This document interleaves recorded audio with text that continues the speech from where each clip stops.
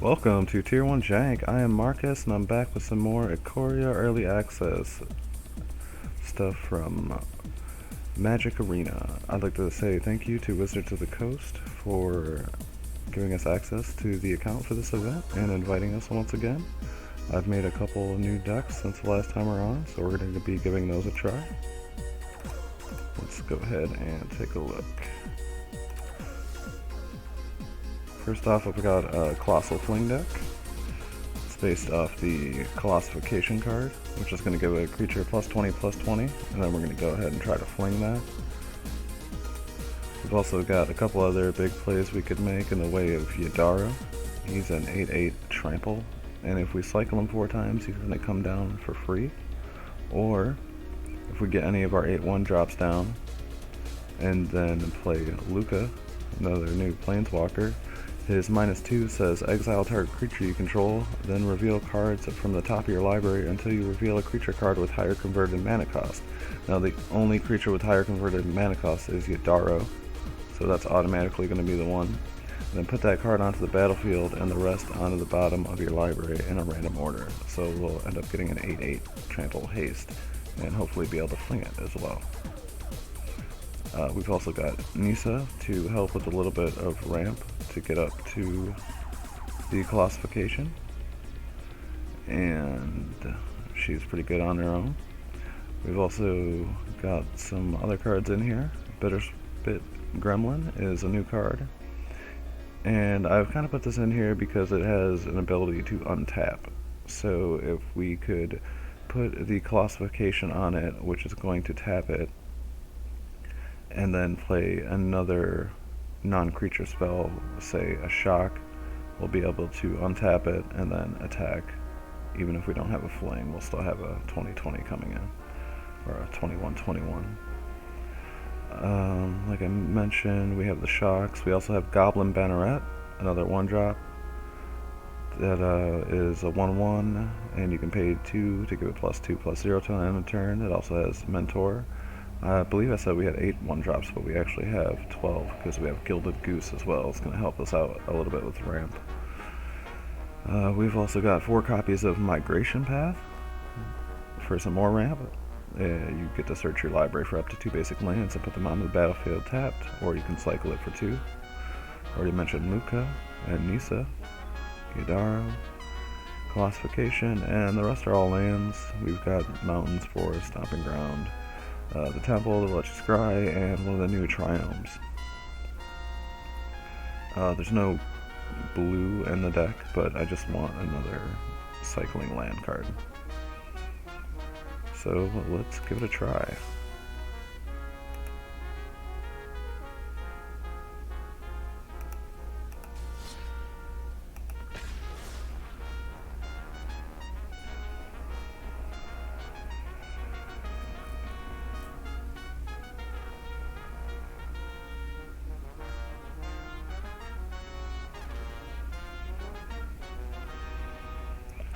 I also put together a Mutate deck that we'll give a try a little bit later.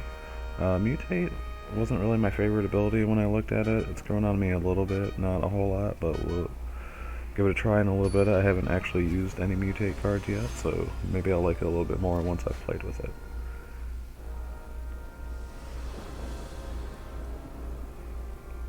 Okay, I think this is fine to start with. We'll go ahead and get down a mountain and a goblin.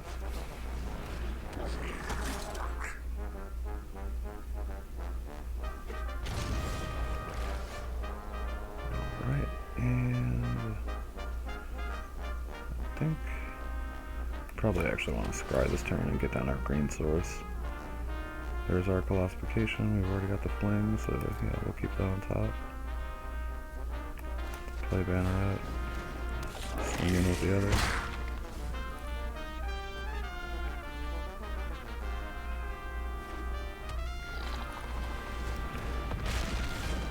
Baby Godzilla. I was looking for this guy and I couldn't find him. I think because it was under a different name. That's why. Polywog. I gotta find out where this guy got the art for this. Okay, anyway. Mountain. And then we are going to activate this before combat so we can mentor the other one. And then we'll go ahead and attack.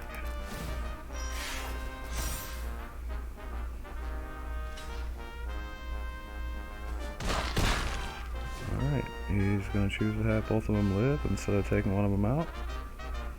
Not sure I would have made the same choice, but...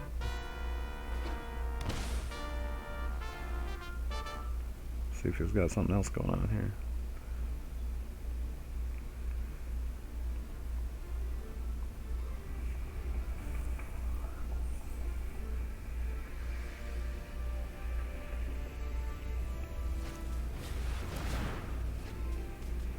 Okay, so he's drawing a card, discarding, and then what's this one do?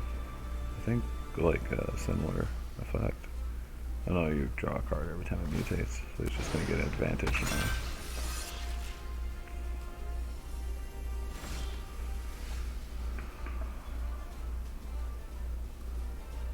Alright, well, we'll play our mountain.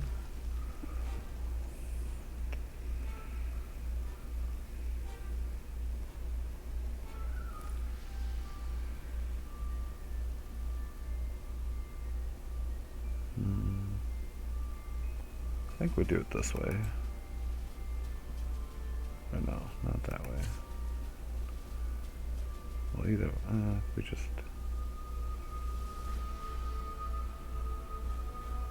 okay, yeah, let's just do it this way.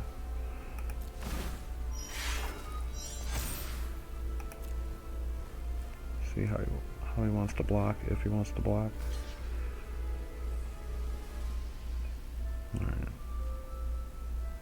So we just pump this.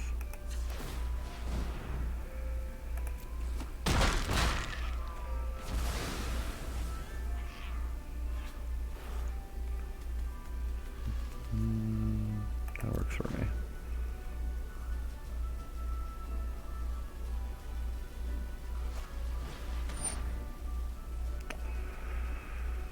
Okay. Are you gonna mutate something onto it and kill my guy?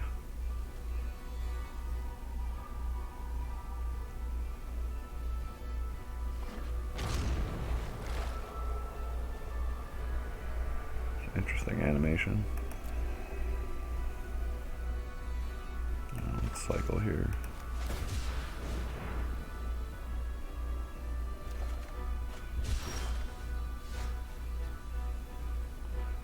Okay.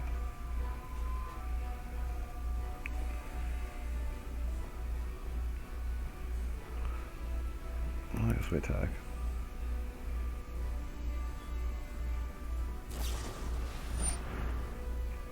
You would do that, wouldn't you?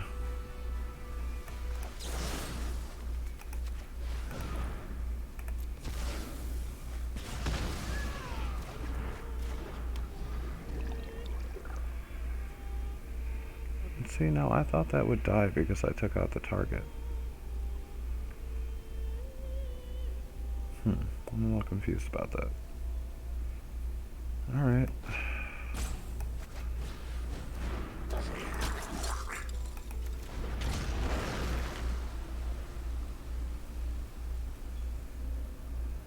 Now, he was trying to mutate this onto the Mamba, right? So I thought by taking out the Mamba, it would stop the mutation, and the octopus would also go to the graveyard and not become a creature. I don't understand why that didn't happen.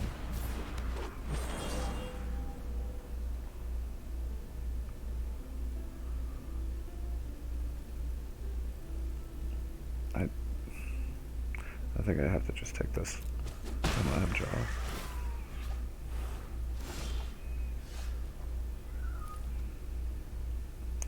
Alright, well we have Yadara here, but we want to actually use him, so we're gonna do this. Dissenters are welcome to debate me. Tools of war surround me.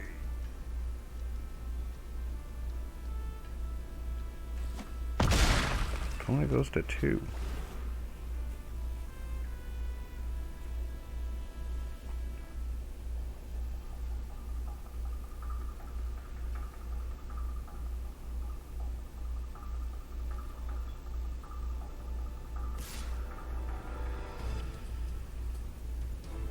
Going to attack with the octopus to draw a card, I assume. And he's attacking Luca with the collector. Do you have a way to get rid of Yadar? Or are you just giving up?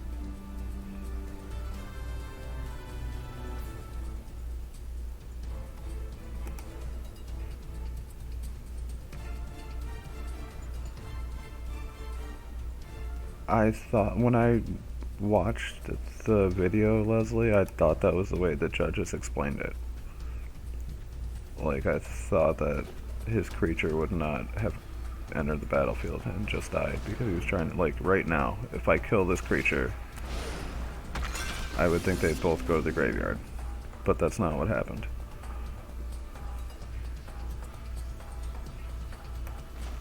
I don't know.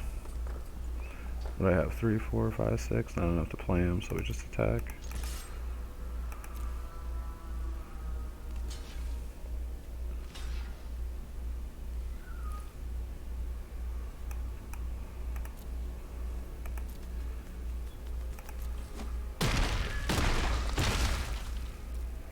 One goes to 1. We'll cycle this. Got a forest.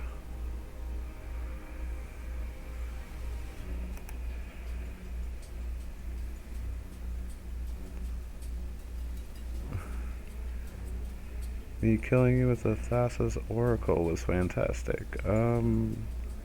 Sorry, I don't remember that. Was that today? I don't recall.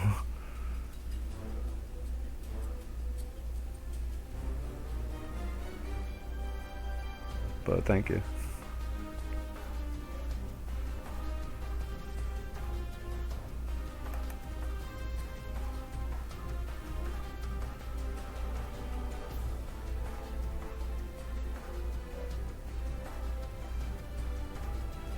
I'm gonna have to go back and watch that judge's video because I'm really confused about that now.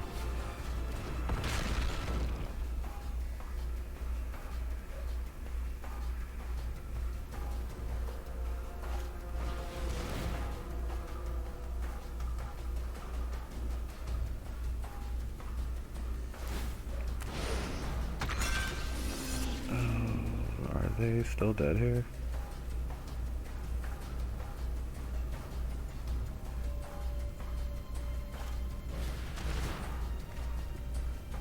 Going on now? Just getting something back and drawing another card. It's all tapped out though. When casting for mutate cost, there has to be a legal target. If the target ceases to exist before resolving, the spell is no longer mutating, but it continues to resolve as a normal creature spell. See, that seems wrong. That feels like it should not be that way. Why do you still get to keep the creature if you tried to mutate it on something and it died?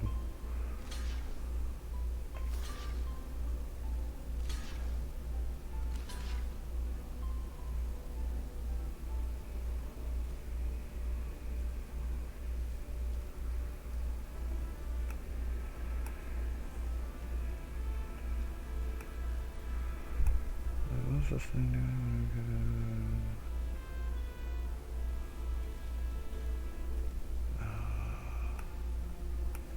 Four,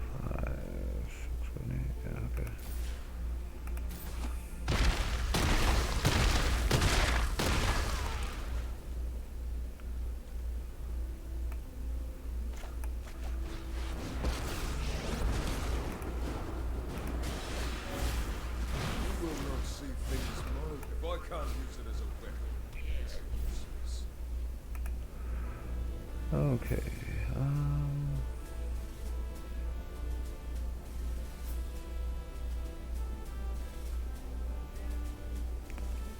I don't know. To me, you're not really casting a creature. It's like you're trying to, um, like graft one creature onto another one, and if one dies, I think they should both die together. That makes sense to me. I don't think you should get to keep the creature that was mutating onto the other one. And if that's the way the rules are written, that's the way they're written. It doesn't feel right to me. I like mutate even less now, I would say. But it is what it is. Alright, well, that being said, why don't we try my own mutate deck I put together. Dude, this is the one deck I put together that does have a companion. It's Umori. We got the Mamba in here. This one was the Baby Godzilla, although I don't have the artwork for it. I'm not sure how they unlock that. Essence Symbiote gains life and puts counters on. This one draws cards. This one makes creatures. This one kills creatures. Just a bunch of creatures that have effects. This one I actually haven't really seen anybody use. Your opponent loses X life and you gain X life, where X is the number of times it's mutated. So, kind of wanted to see if that would do anything. This one kills artifacts and enchantments.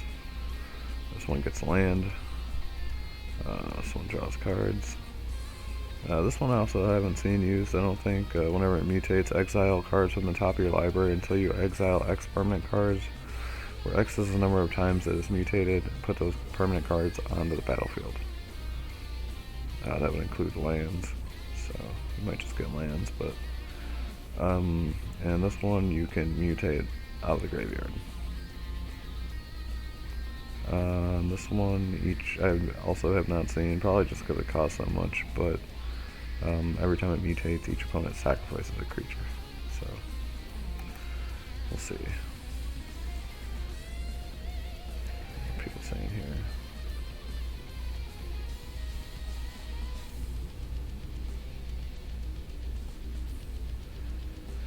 Hey Ikoria, how you doing? Thanks for joining us. We're about to check out this mutate deck. And then, Corey, are you able to get on Discord if I bring up your deck? Can you get into voice comms?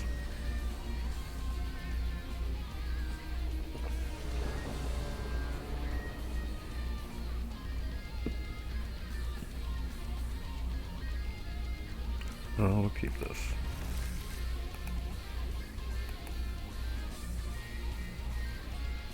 And we want black mana, so we'll put down our tomb. We'll pay the life, get the mob out. Alright, well once you're home, are you going to be able to get into voice comms is what I'm asking?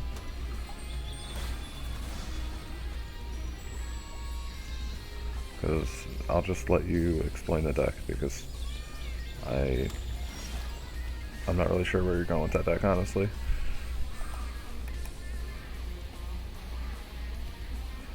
Okay, so we got the symbiote we can play. I think we're just gonna do that. We're gonna have to take another 2.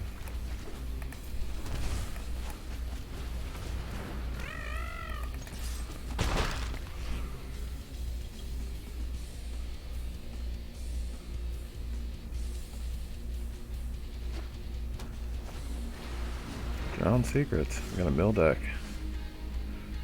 Alright. We got going on here. Ooh, I actually might want to mutate this and kill that. So it kind of sounds good.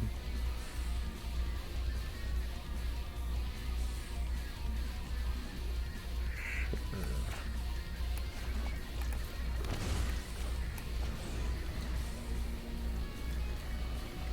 Oh, the mutate's 5. Okay.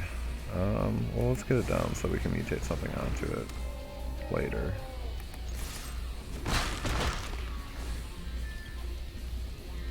Oh no, that's the piece. Oh, was I looking at the wrong one? Oh, man. I did have the mana for it. Okay, I misplayed there. thought it cost 3. I was trying to use this one. That's what I get for not being familiar with these cards. Alright.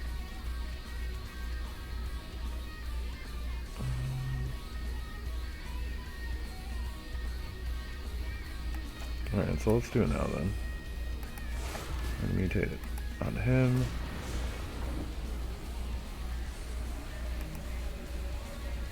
We want it like that.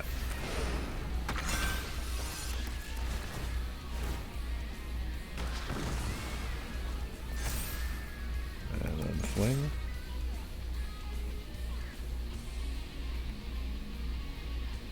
Hi Esri, how you doing? That's my daughter.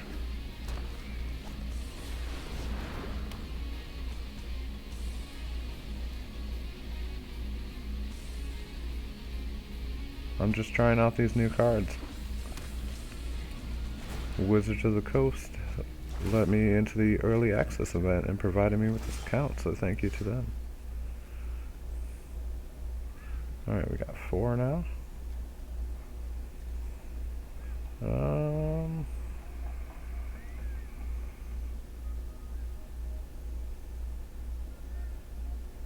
We could play more. I don't think we can mutate anything. We could have a flash flyer though. That's pretty good. Let's pay the 2 life for that. Go to combat. We'll tackle both of those.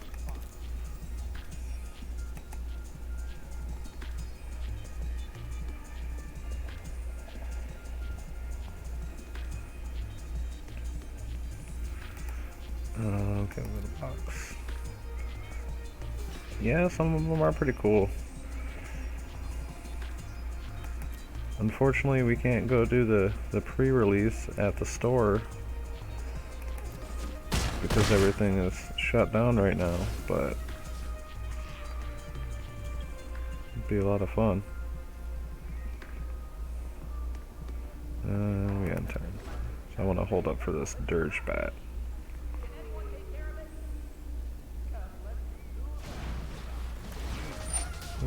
Okay, they get to draw 2 cards from their Song of Creation.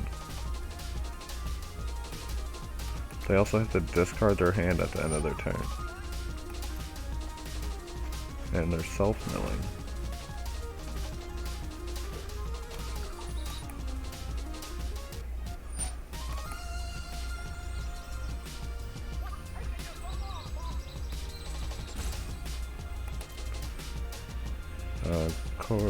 Dumby, what are you talking about here or on Messenger?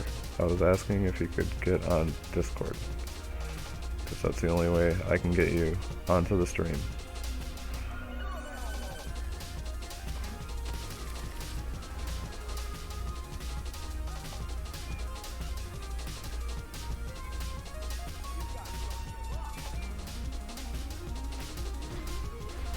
Underworld Breach, what does that do?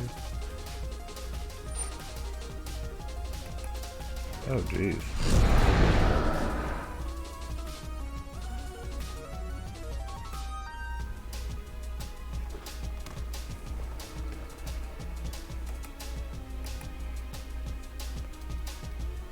So he can play pretty much anything out of his graveyard now?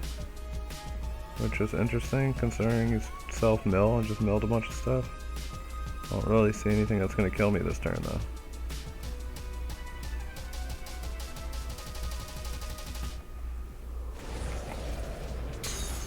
Gonna put down a blocker, I guess. Oh, he does get to... Oh no, he's doing the mill part and drawing card? What? Oh, it's just a spell. Okay, so he's doing it just to draw cards. Trying to draw into something here. And the opponent concedes. Well, our mutate deck won.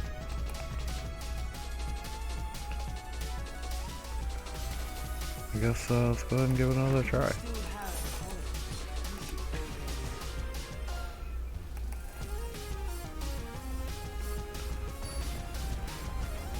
Ezri, this card set has Godzilla in it.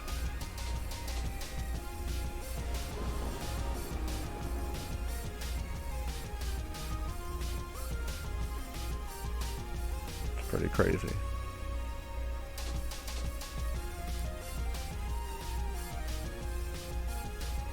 I think we can keep this. Keep.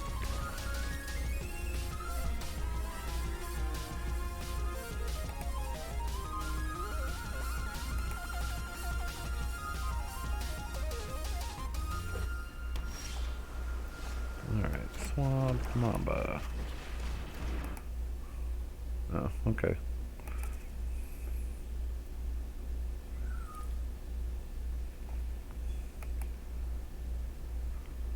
Yeah, it took me a minute to figure out who the baby Godzilla was, because somebody played him against me with the different card art, and I couldn't find it when I was looking through the cards. Okay, so we're not going to be playing anything this turn, so let's go ahead and get down the land that has to come down tapped.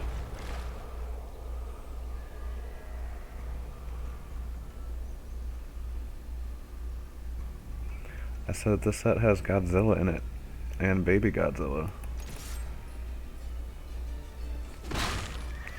And then I think there was a Mecha Godzilla, I'm not sure which card that is. It seems like they're all cards that have a different name with a different card art, except for the actual Godzilla, I think. Okay, so let's go ahead and attack. We'll mutate this onto here.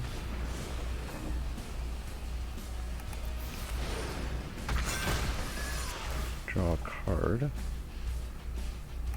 And then pay 2 life and play another one.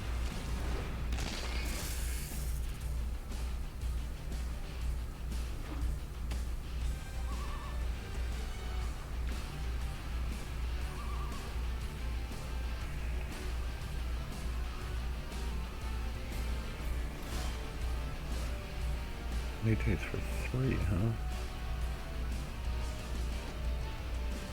Alright, well first let's just attack.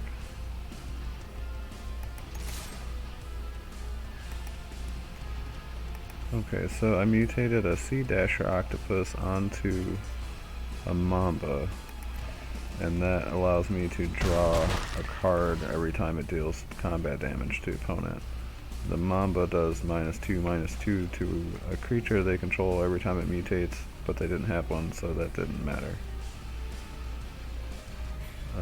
I have a few more of those octopus. I also have the one that makes 3/3s. I kind of want to get this thing down though. And whenever this mutates, the opponent loses X life and you gain X life, where X is the number of times it's mutated. So I probably should have done it on the other one and it would have been more, now that I think of it. But it's also splitting up the threats.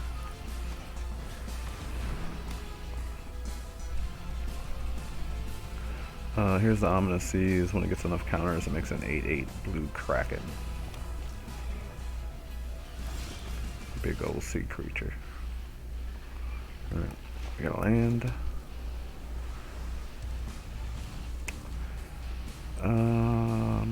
We could mutate more, which actually, like, we could mutate a couple times and deal multiple damage after we attack. Might not be the worst thing to do.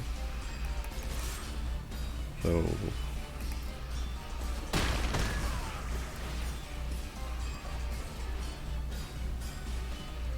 alright, so if we mutate an octopus onto this, we'll deal 2, and then mutate another one onto it, we'll deal 3, so that's 5 altogether. It also has flash, so we could do that like on the end of their turn. Because that's not going to kill them, so I think we actually just wait.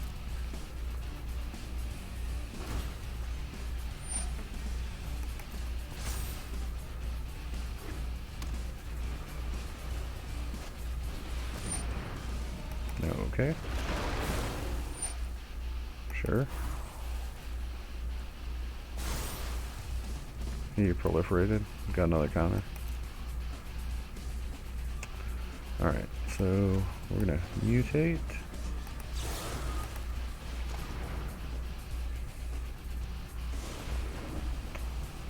Put it under this time.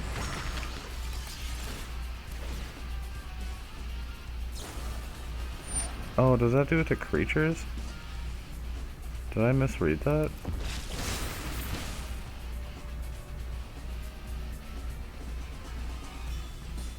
Each opponent loses X life. Yeah, that's... Oh, okay, that was just... Okay, that was the other ability targeting the creature.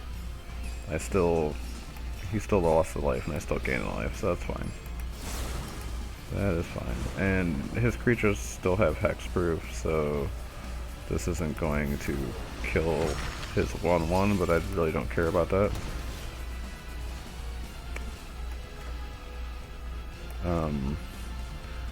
So now, what do I have? 4 or 5 if I need it.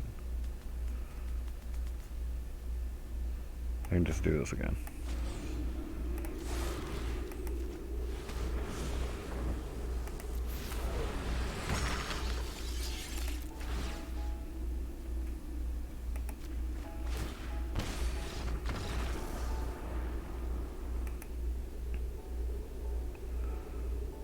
So, yeah, another octopus I mutated onto there. That seemed to work pretty well, and I haven't seen anybody use that mutate card yet. But just draining your opponent of a bunch of life every time you mutate seems pretty good. Let's try that again. There was 4 of those octopus in there. That's the most you can have is 4 of one card. Yeah, I could have also mutated the bat. No, I think the bat costs 4 to play, but I think it costs more to mutate.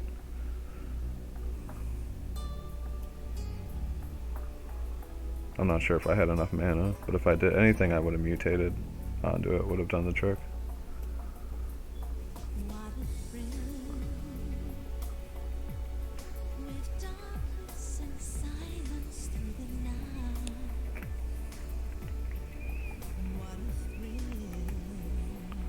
So, I mean, you can do some interesting things with the mutate. I don't have any green mana here. Don't really like that. I do have that guy again. I guess I'll keep it. But I still don't feel very good about you not losing the creature that you're trying to mutate onto another creature if it dies. Like, that just seems wrong. I don't think I'm gonna get used to that.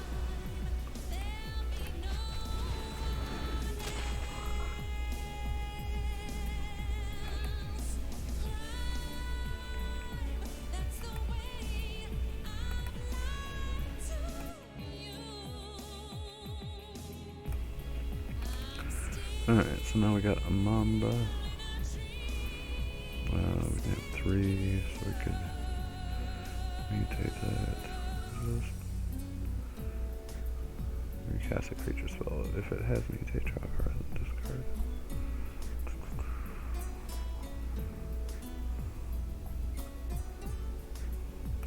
Alright, let's take the 2. And then we'll mutate this onto there.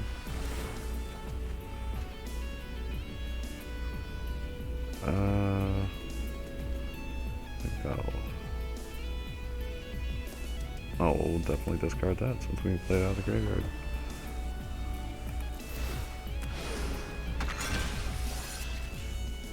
And then we play Mamba. And attack.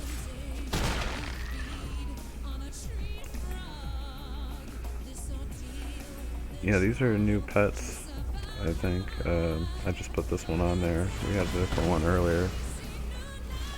Oh, he killed my guy. Alright. Well, we did get our green mana, but it's going to be tapped for this turn. So I guess we're just attacking for 1.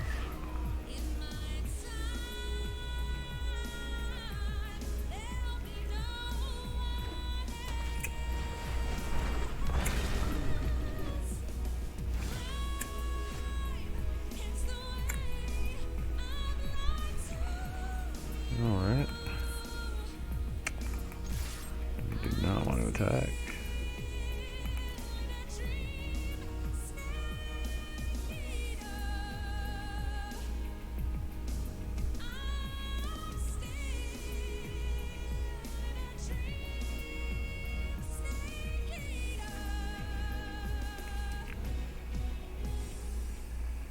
Trying to think what we want to do here.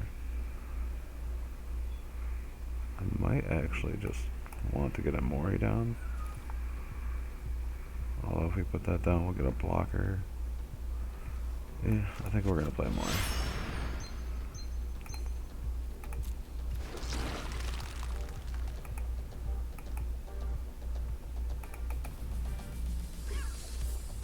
Oh, it does a flip too. But this one might get mad at me.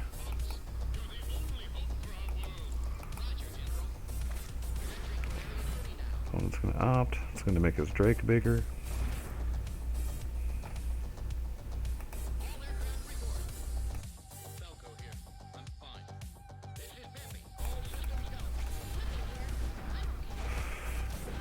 Mori's going back to my hand. Oh, we got a bunch of Phoenix coming at us. That's not good.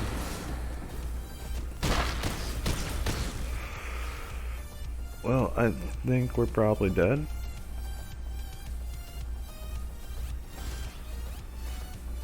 Oh, you know what? I forgot to... Oh, I couldn't put it in here. Because I have that guy. I wanted a sweeper. But I can't have any non-creature spells. I think we're just dead.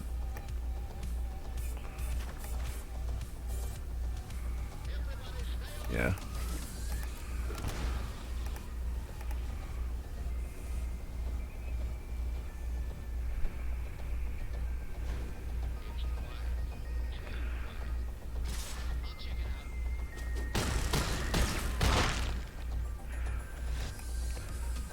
Ezra, you can probably play this on your computer if you get your mom to download it. It's free. She'll be able to find it real easy. Just tell her to look for Magic Arena. Oh yeah, I lost that one, but we won some other ones. You win some, you lose some. Leslie, do you want to give it a try for a couple games? Oop, I did not want to play that one. Weird. I would like to play, I think, my cycle deck again one more time before I hand it off. If she wants to play, we'll try the Boros cycling deck again. Played that one earlier, so if you want a little deck talk on it, you can check the stream from earlier, but right now we're just going to jump into it. It's a red-white cycling deck.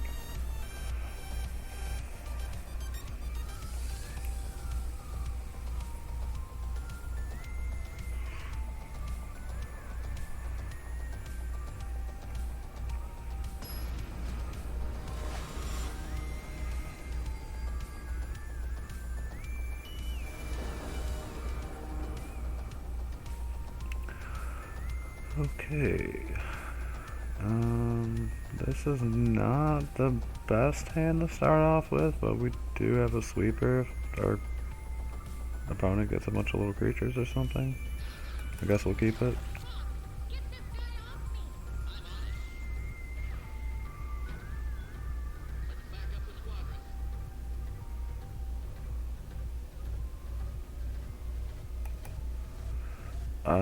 Yeah, Massacre Girl might be an option. I didn't really think about that. I don't really use her very often just because she has a tendency to wipe out all your own stuff too, but could be a good option in that deck. And we'll go ahead and use this.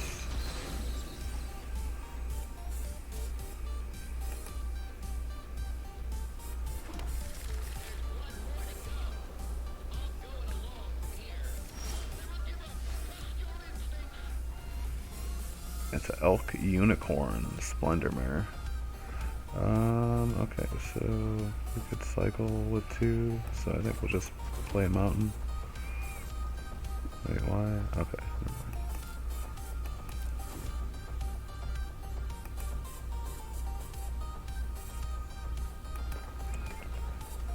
We're gonna cycle this. Got another mare. We'll go ahead and play one. Our opponent hasn't really done much yet.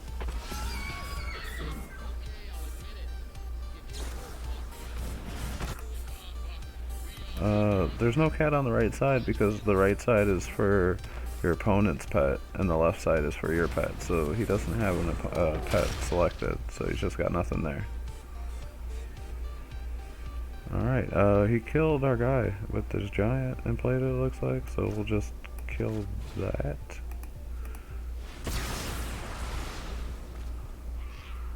And then use this. Get a plains. Play a fox.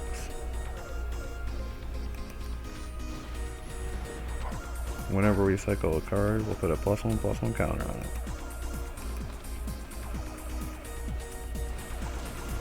Alright, well, I'm actually going to take a short break after this game, Dumby, and Leslie's going to jump on. You'll have to talk to her and see if she wants to go over your deck with you. I can set you guys up if she wants to do that. Okay, so let's see.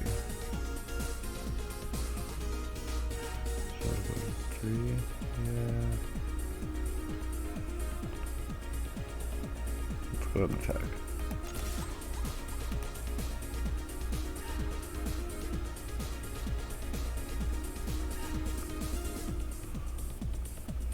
Alright, well, let's cycle.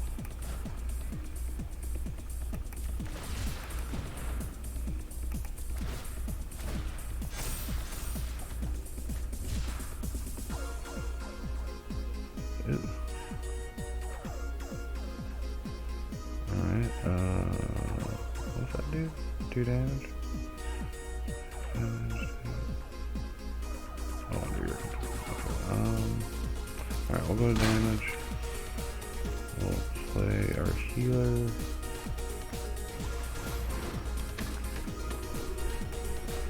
We'll play Foundry. We'll play Fox. Or, no, we'll cycle Fox.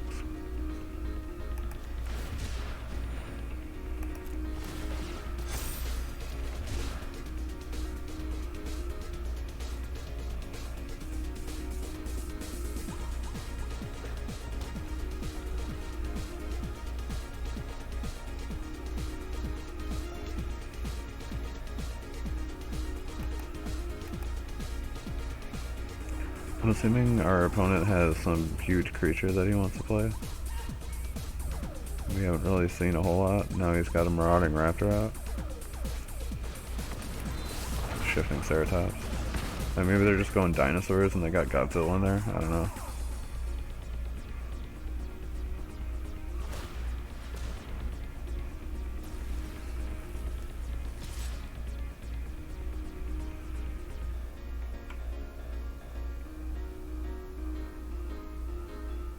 I think we just take the 4 here.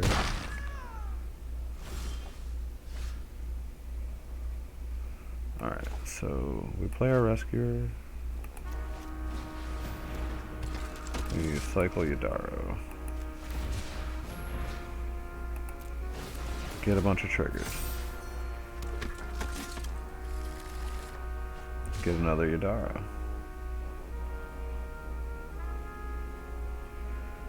And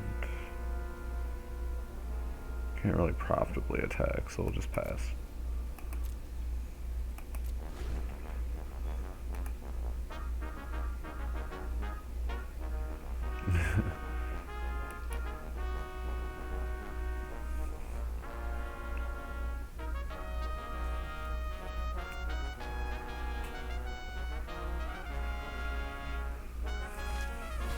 Alright, what is this thing?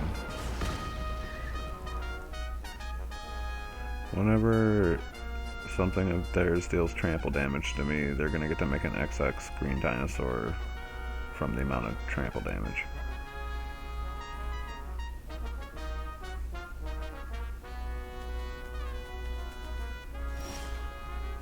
Oh, we got another Yadaro. That's interesting. So it's at least gonna be a 6/6 once I cycle these. Well, let's see what happens.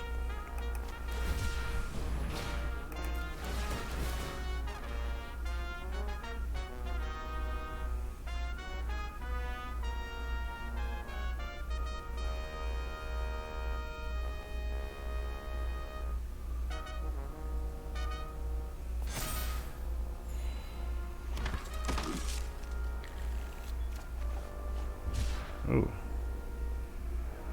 Okay.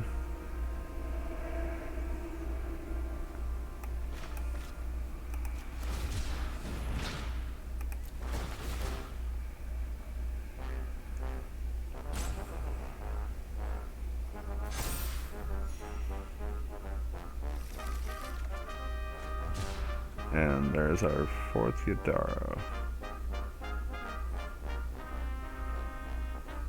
I think we just saved this to cycle.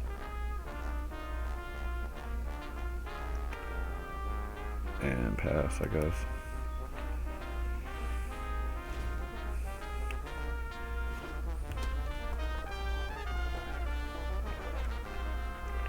Our little 1/1 fox is now a 6/6.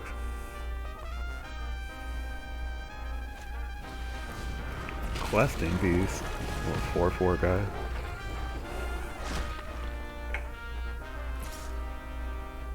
He's got death touch though.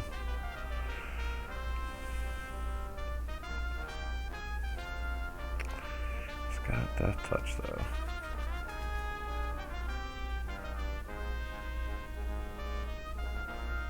Oh, he can only be blocked by 3 or greater. Okay. Yeah, I guess we just block with this. I don't really need the 1/1s that much.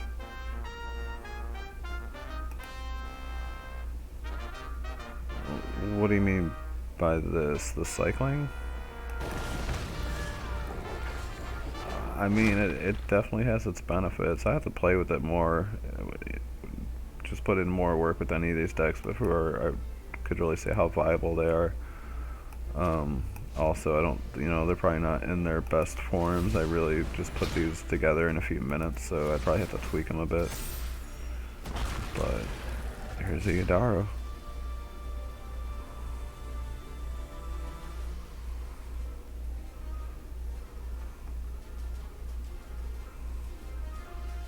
So now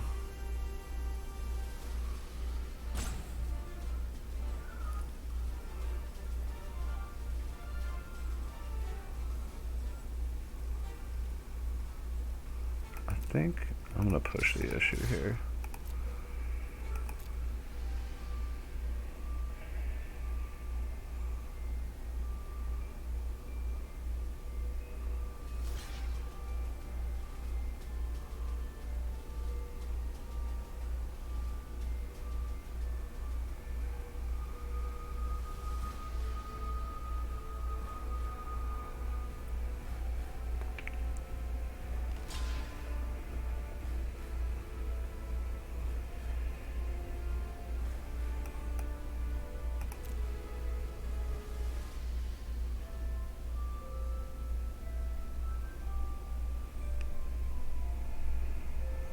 Okay.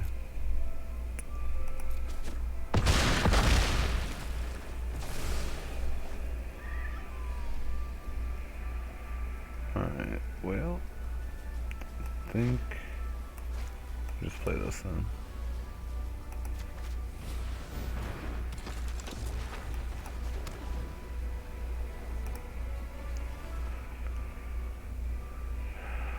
I mean, it could have a chance. Like I said, I'd really have to play with it more before I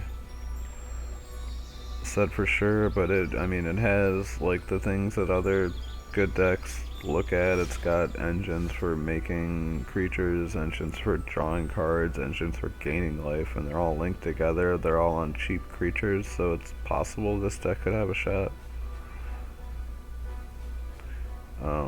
It would probably definitely need some tweaks for like the best of 3, because I haven't really put any thought into sideboarding for this or anything.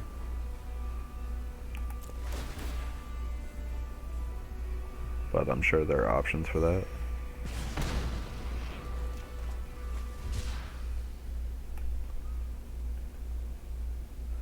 I think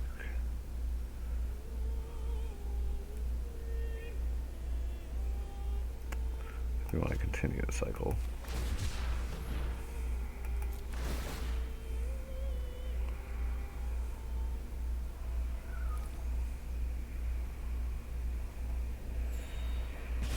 So now each time we cycle, we're dealing a point of damage and gaining a life. There's that. I can't really attack though, so not much we can do there.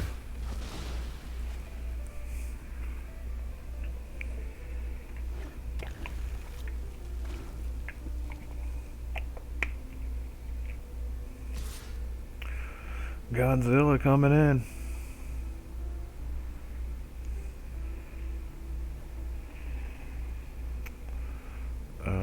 He's trample, right? I guess we just take 7. Just down to 23.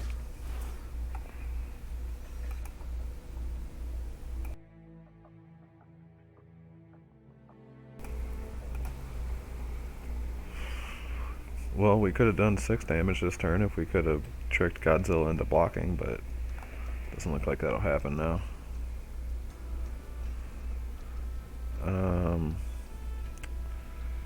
We also can't really attack with anything but the 1/1s if we want to keep our good things going here, so I guess... I mean, if he's gonna block one of these and then take 4, that's not really worth it. We'll just pass.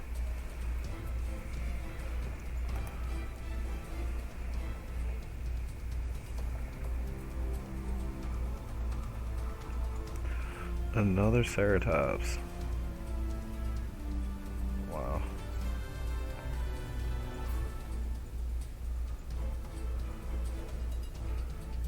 That's not cool.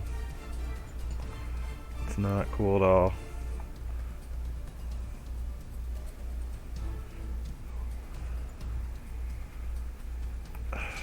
Alright, well, I mean, I guess I gotta stop some of this damage.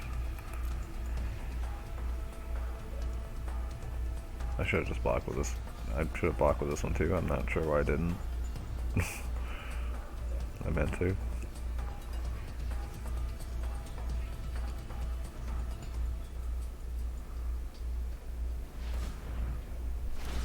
And next turn I can double Clarion and take out the Ceratops, but we'll still have Godzilla coming at our face.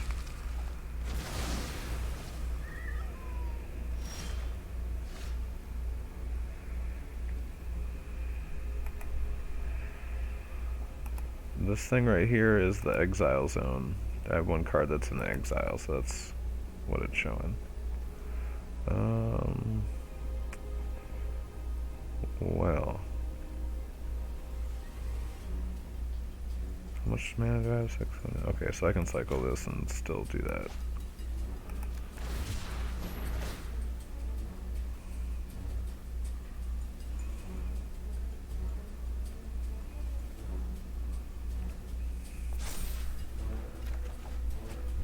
We got a 1/1 lifelinker now. We're gonna attack with it because it's about to die.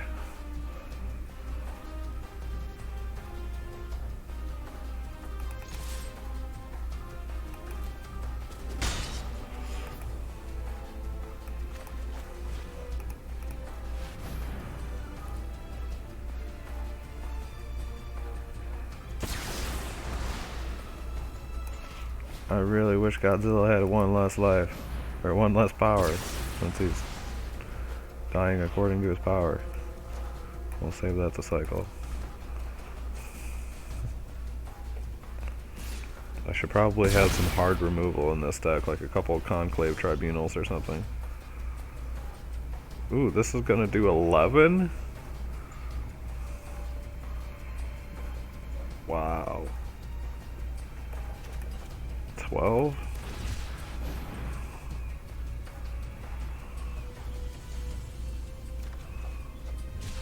Yeah, I know he actually only has 3.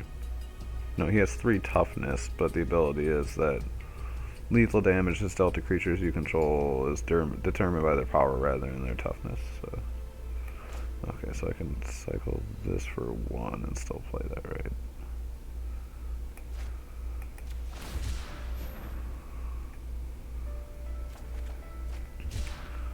Oh, if there was... Wait, that's 14, that'd be... No, 13, that'd be 14. Do I hit him in the face for 13, or do I kill Godzilla? I hit him in the face for 13 and hope for a shock, right?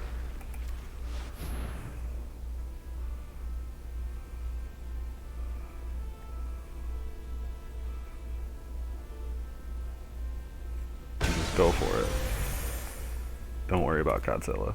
Let him come. No, Corey, that's why you lose. You gotta go for it. No, you're both wrong. This is how I win.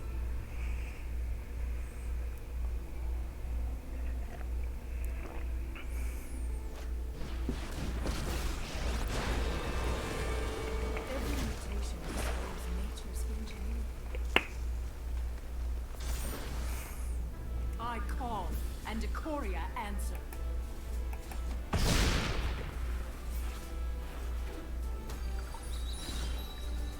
Look at that.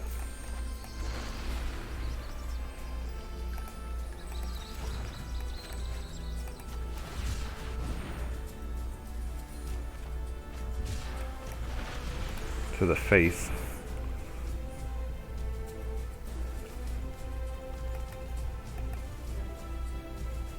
Zenith Flare for 14.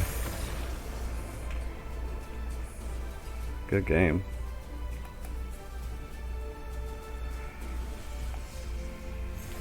And that is why you do not kill Godzilla. Just take it like a champ. Haha. You can say luck all day, but it's choices that win games. I'm gonna hand it over to Leslie here. She'll be with you in just a moment.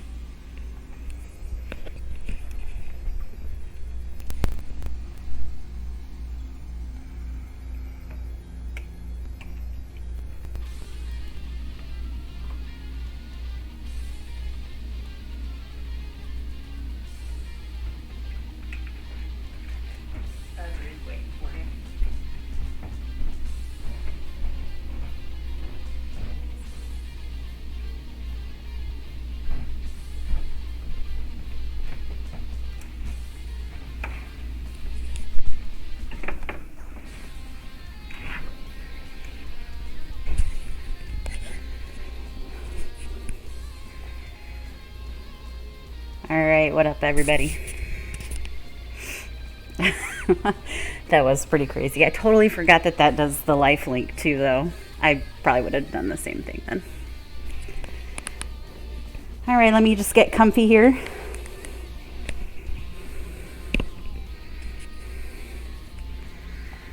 And we'll see what we get.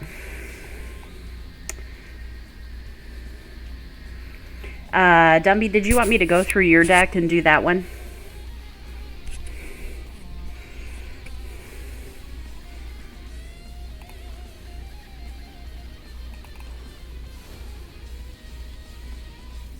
You're in Discord?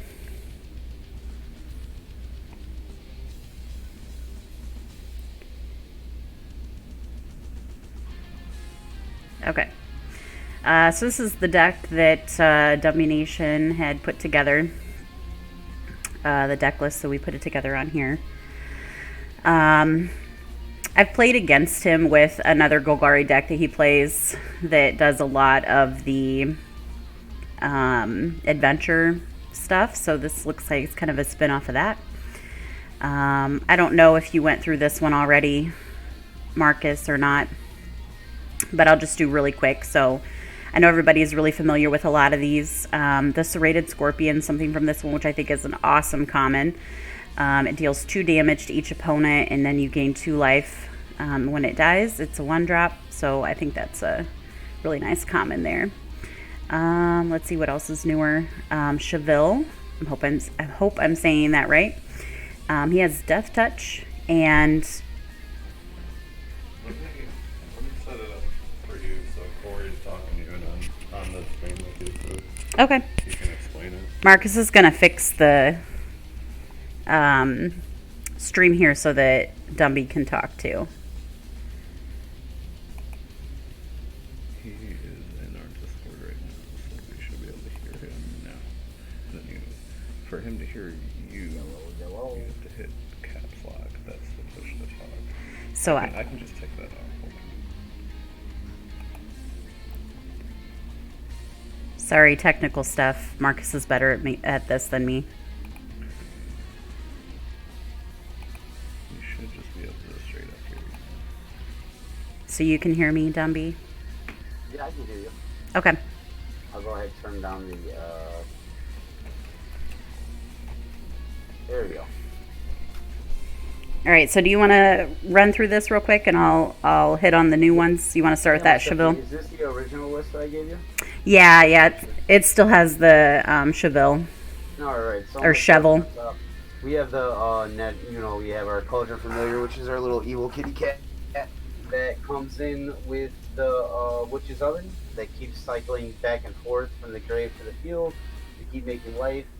We have the Edgewall Innkeeper that allows us to be able to draw cards every time we activate any of our, every time we cast one of our adventure cards, either from our hand or from the adventure. Our adventure cards would be the following, which would be Follow Mirror Knight, which is you draw a card and then you lose a life, which also stacks with our Lucky Clover, which makes a copy of it for every Lucky Clover that's out. We also have the Gilded Goose to be able to produce either our blue or white or green mana, to be able to make those for our Apex creatures and our Liliana and Varaska. We also have the Serrated Scorpion. That way, if we need to have a target for our Varaska, we can make our opponent take 2, and then we would gain 3, 2 from the Serrated Scorpion, then 1 from the Varaska, and then also draw a card.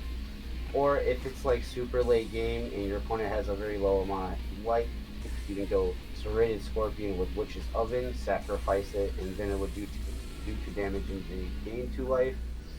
The Cheville, the way the Cheville works is during your upkeep, you wind up like the very beginning of your turn, you get to put a bounty counter on target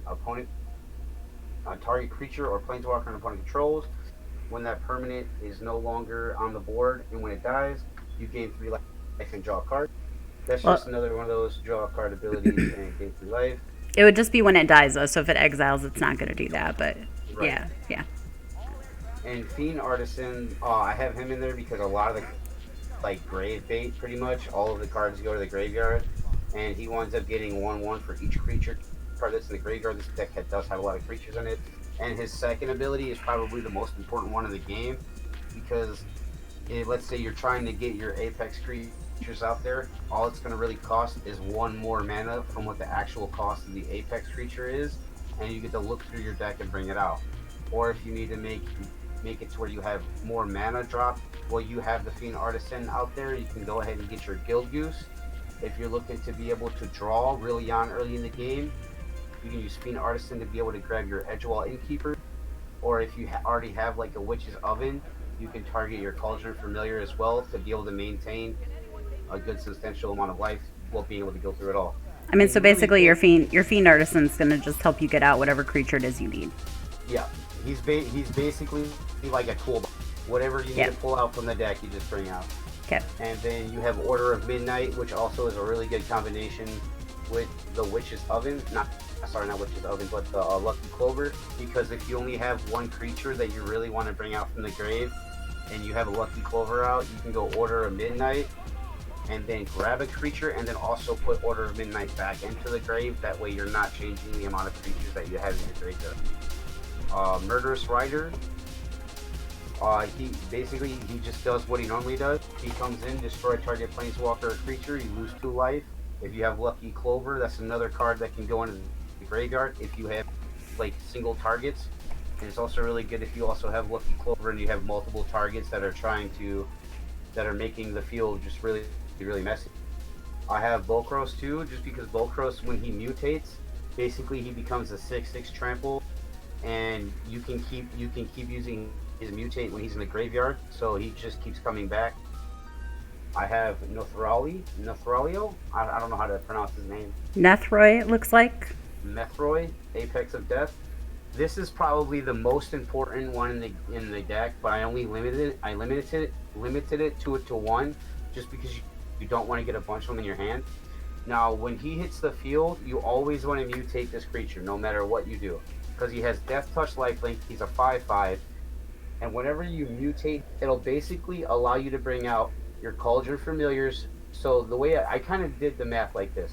All right, so if you have Gilded Goose in your graveyard, your Gilded Goose is power of 0, so you can bring out all That's a 4 freebie. Gilded. Yeah, you can bring all 4 of them out if you would need to. Then you have the 4 Serrated Scorpions. Then you have the 3 Fallen Mirror. Well, that would make 7. But then also, if you have the Edgewall Innkeeper, the way you would want to do the stack is you would go Serrated Scorpion. It would go Gilded Goose, Serrated Scorpion, Edgewall Innkeeper, then Fallen Mirror. Well, no. I mean, either Fallen Mirror, way. then Edgewall. Yeah, I Because mean, Edgewall would hit the board first, and then every time you bring out the Fallen Mirror Knight, you'll draw 2 cards, and you'll draw a card. Then Gilded Goose comes out, you'll gain a food token, and then when Serrated Scorpion comes out, he's basically there to be set as a blocker or attacker to something that you'll be able to regenerate life from. And then you have Veraska, which is a really great card for this combination, just because if you get Veraska to +9 loyalty, and you wind up getting that Nethrali out, all of your creatures will be you get all of your creatures to be able to attack, and you do any types of damage, you win the game.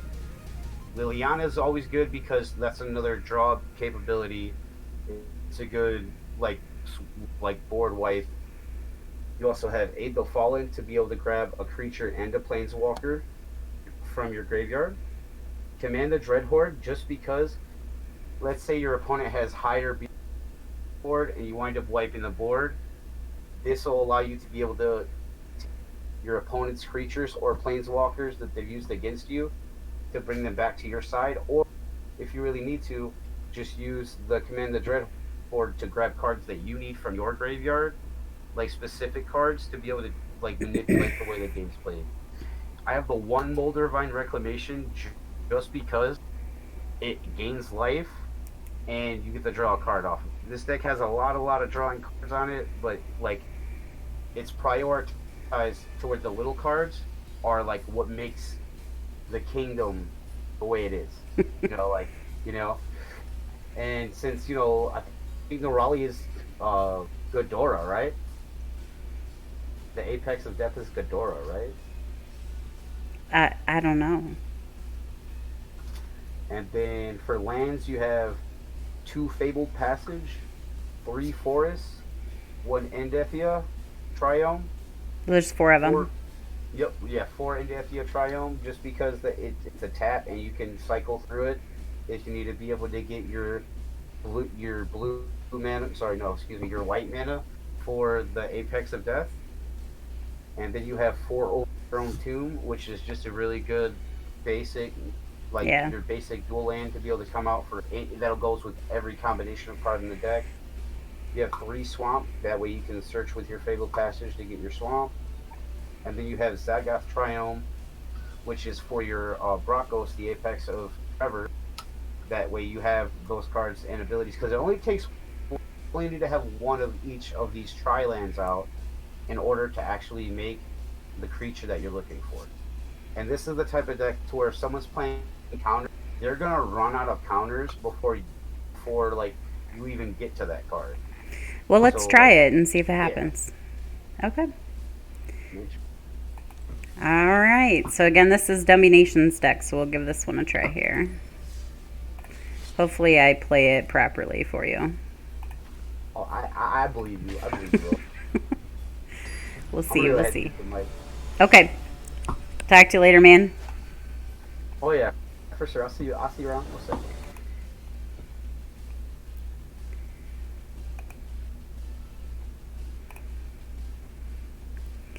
All right. Let's see here. Oh, these are early, but these are late.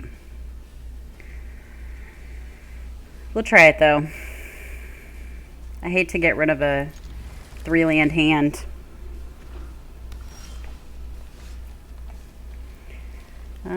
I think we probably get our goose out.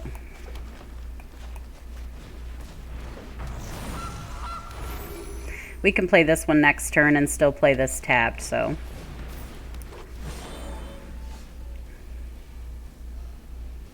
Oh no, I can't because I played green. That's alright.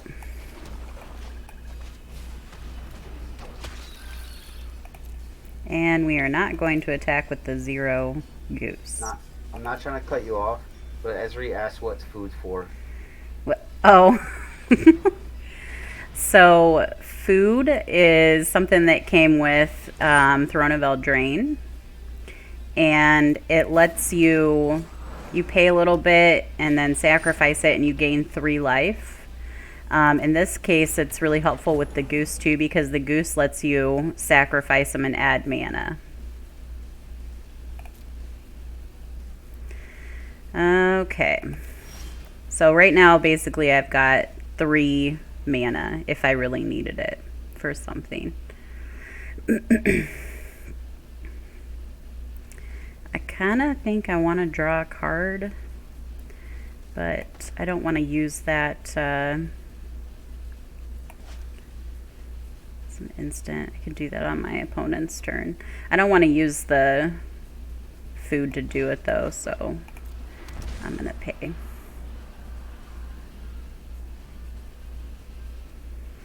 I doubt my opponent is going to block with those, but if they do, I don't think they're going to attack either, so I want to try and force them.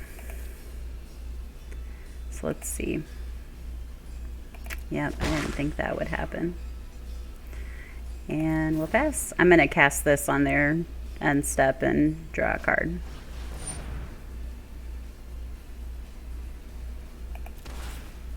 So right now they've got hexproof.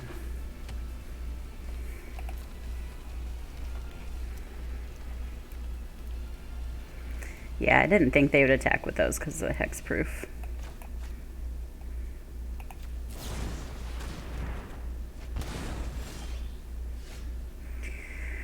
Okay. So this guy's not going to be very big right now. This is going to let us draw cards, though, if we cast any more of those instants, or those creatures that have adventures, so I think I'm going to get that one down. And then get this guy down. Let's see what we draw here. Okay.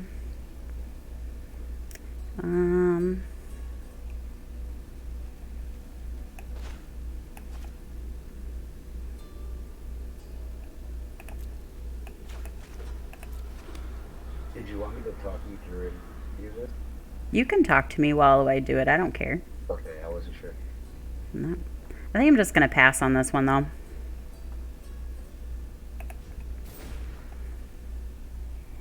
So don't just wait to drop the fiend until you get enough. You should Yeah. turn, drop the fiend, and then get another Edgewall Innkeeper. And then that'll set you up for your. Oh, yeah, I forgot that this one lets you sack another creature. I'll have to wait another turn after that, though. Then you can sack the Scorpion if you really want. Okay. Let's so let's do that one.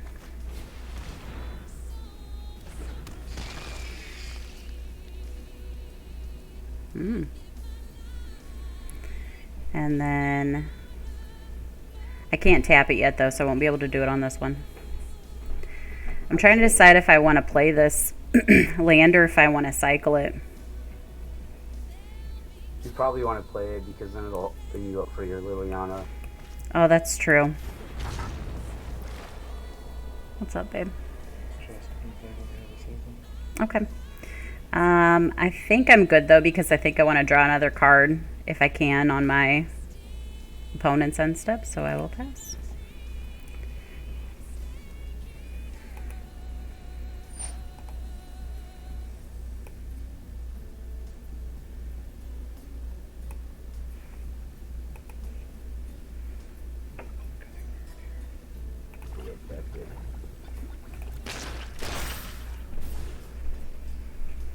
Marcus was fixing your volume. It's okay. It's all good. Tell him I said thank you. I'm sure he can hear you. He's in the bedroom listening.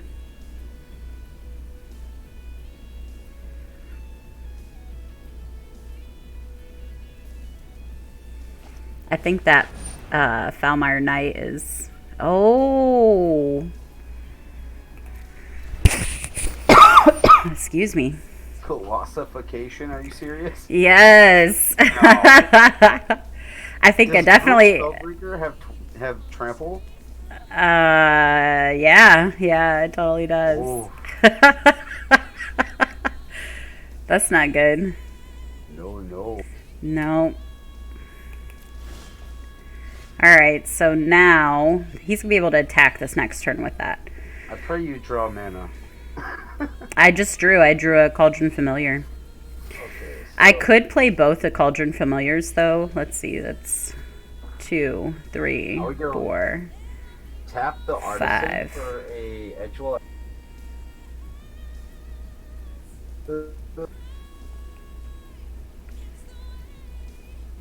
I can't hear you anymore. Just hold on though. Let me think. Okay. 1, 2, 3, 4, 5, 6, 7, 18.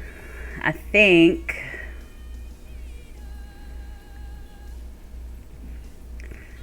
he's not gonna be able to get rid of enough with Lily, so that's not gonna work.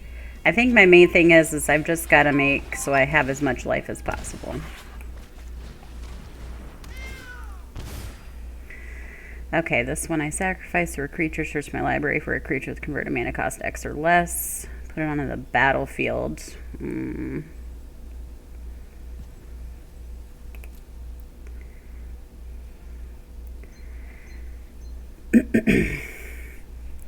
What creature can I put onto the battlefield that's going to help me right now?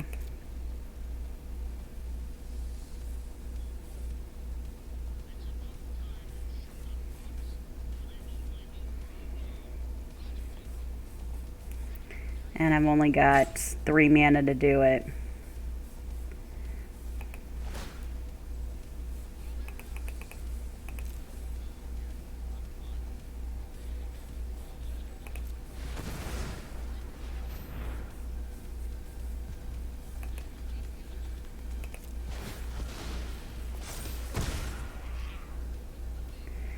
So what can I get? Murderous Rider, maybe?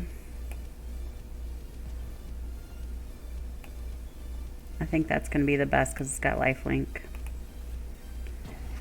I don't even know if that's enough.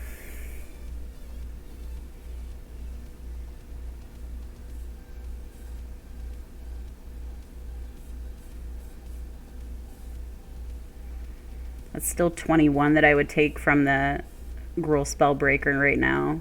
I'd gain 2 from that though. So I'd literally be at like 2, even if I blocked it with the Falmire Knight. I'd live.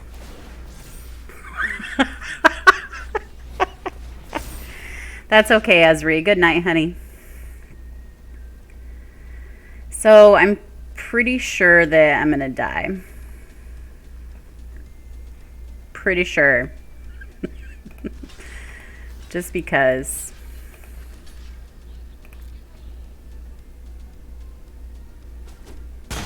Two colossifications. Oh, that was crazy.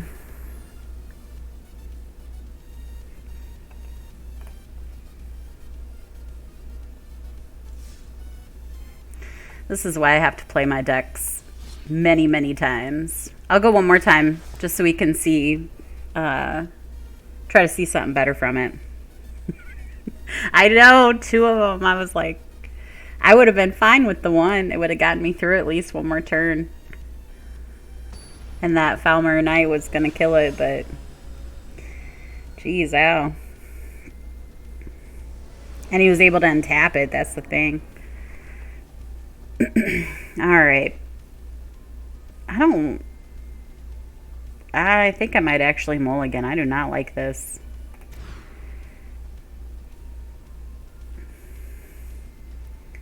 I think I can go with this. I think I'm actually going to tuck Lily here. I'd like to keep her, but can always draw her again.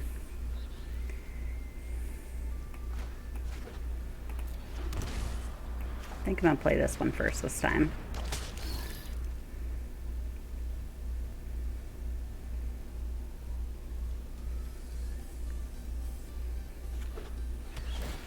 It's a lovely little scorpion. I really do think this is a nice common. Okay, so we are going to... We're going to play this, and we're going to get a goose out.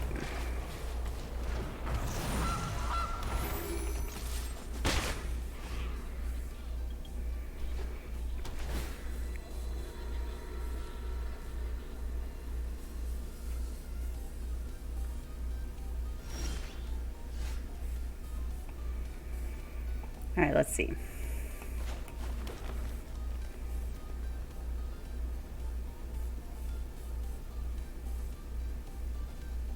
I think we actually attack and then put out Vraska if we can.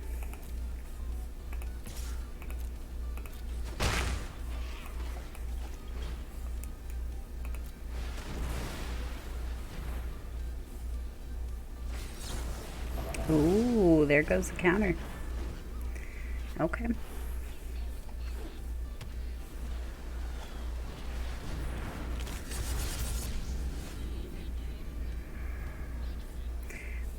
So this is one that we were playing earlier that gets a little buff up for each instant and sorcery card in their graveyard.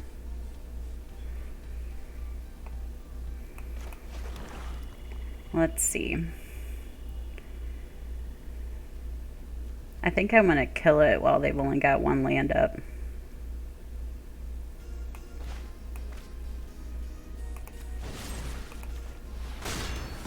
Oh no, did he counter you? Yeah, he countered the Vraska. Oh no, I was on the phone. I was like, oh god. Yeah. I'm going to save this just so I draw a card in a little bit here.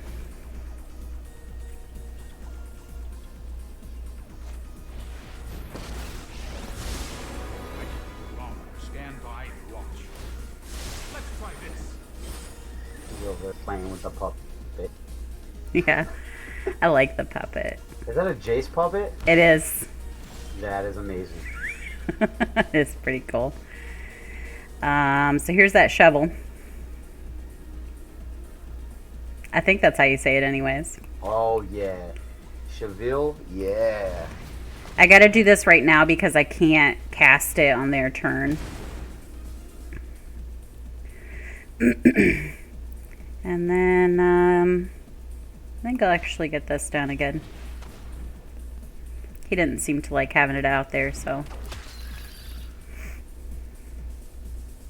It's the only target he probably doesn't even want to go to block. I could attack him with the goose, but it wouldn't do me much good. Oh, I've done the hero thing before. Oh my goodness, that ominous sea, I have a feeling that that card's going to be so annoying. Is that the Kraken card? Yes. Oh my god. Can you imagine that in my like Royal Scions Alright, deck? let's see. Oh my gosh. Let's see. Let's Chevelle Teferi. let's put this out. Oh, there you go. Chevelle Teferi. Oh, you already used Murder, sorry. I did.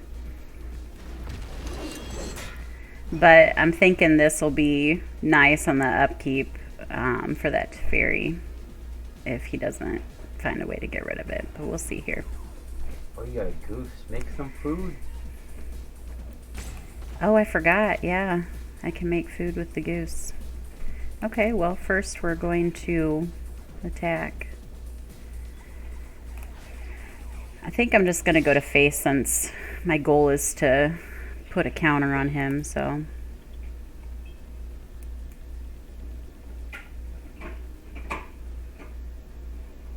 He's going to bounce something. I can see it.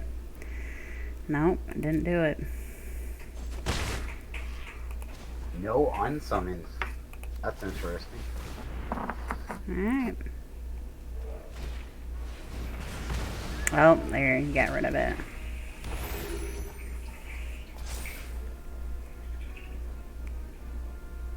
Scorching Dry Fire. No, I am not making this up as I go.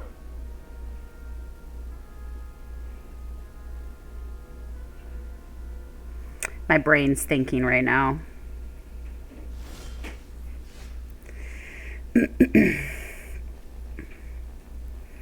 Alright, we definitely want to get this out.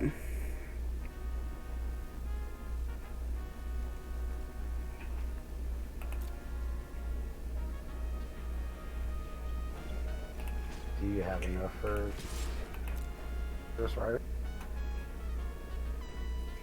I mean, I can't play the instant part of it now. Oh no, I'm talking about just a creature. Oh my gosh, he's making a... What is that Okay. card? Shark type. Yeah, that's the Sharknado one. Oh, that's gonna get annoying, isn't it? Yeah, that's okay. He's going to block it. I'm going to gain some life, so it's not a big deal to me. I'm so excited about this set. Let's see. So, I know we want this one out. It's a flying shark, really? Do I want to get those back? I think I do, actually. Angel Fallen, my favorite card in the game. I know. I don't think I want to use the thing yet, though, so just because I want to be able to play her.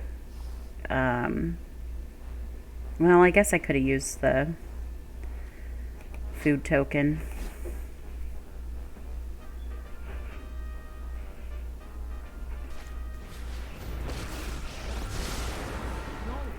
The Royal Scions.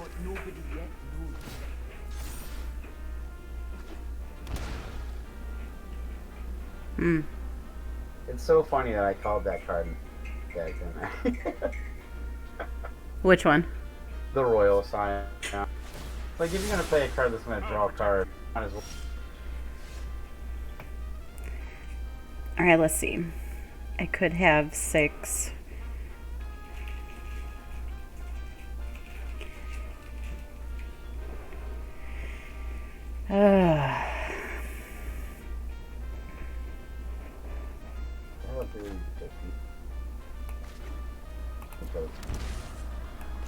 Say what? The Vereska could get rid of the Teferi, pretty much everything on their board. I should have played something else first. Well, they absorbed it. Yep, they did.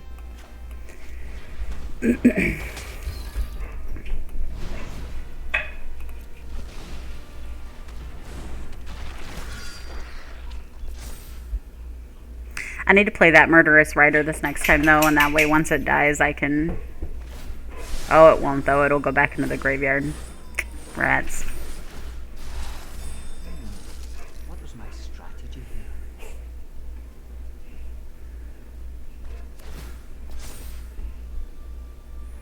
Man, that Ominous Sea is getting up high.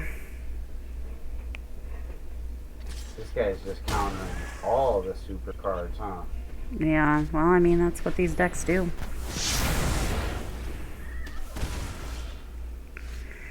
Alright, let's see.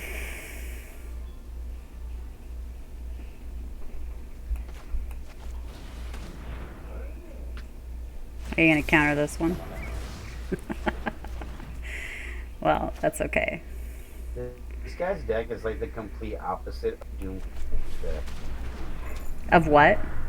It's like the complete opposite of a Doom Foretold deck. What do you mean? Like, this, like, their deck is based off of swarming the field with tokens. But, like, if they get Doom Foretold, their token ability, like, their ability to create tokens is gone. More like it. That doesn't make any sense to me because Doom Foretold, all it does is make you sacrifice something that's not a token. Yeah, so what I'm saying is, like, the card, like, his Kraken card, he would have to sacrifice his Kraken card for his Planeswalkers. Ooh, you got the Fiend there. Yeah, that's what I'm thinking. Then you have Fiend with Fiend, then go Edgewall. And then you have Order of Midnight to bring out all the adventure cards to draw an entire hand. Okay, wait, what? Alright, so you use Fiend Art to grab your Edgewall Innkeeper. And then Well, I since you can't. have- I can't do it this turn though. Oh, I know, not this turn. But I was saying, like, you have Order of Midnight to grab the other Falmir Knights and the Murderous Rider. And then you can summon your Murderous Rider. You just continuously draw cards over and over and over.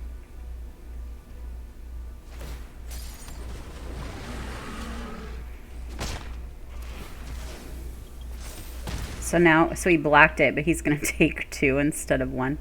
Okay. I think I'm actually gonna use this Order of Midnight and get some stuff out now, though. Yeah, it's better to use it now, yeah. That's a great move. I think we need this one, and then we need that Falmir Knight.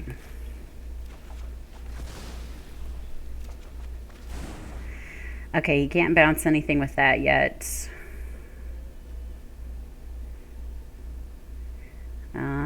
He can give his creature first strike, though, so the Falmir Knight is not going to kill it. It's first strike and tramp. I think this one's the way to go. Because then if I block and he kills it, like, he's still going to lose and I'm going to gain. Ready, Will? Let us unleash our united strength. No, is his enchantment anytime he draws? Yeah, whenever he draws a card, he That puts a is counter on it. disgusting. Yeah, this is, that is so Can you gross. imagine that with emergency powers? Oh, Yeah. I'm kind of surprised he actually didn't do the +1 and give it first strike and trample, because that would have done 8 damage to me. Well, I mean, it would have done a little less if I blocked with this one too, but I feel like that would have been, I would have done it that way.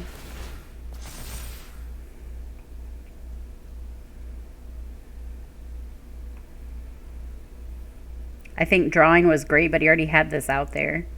So he could have done a lot of damage that turn. Forced me to block.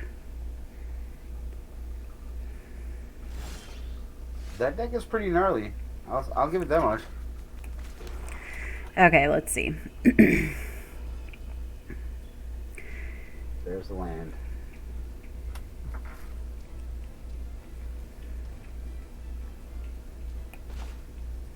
This one I'm going to lose 2.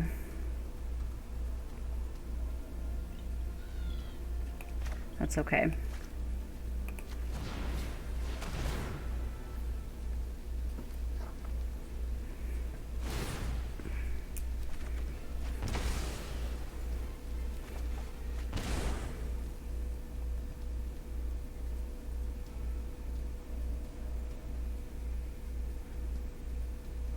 There's a familiar.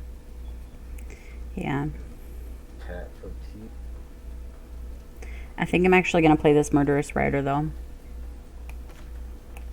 Because he's going to make another Kraken in just a minute here.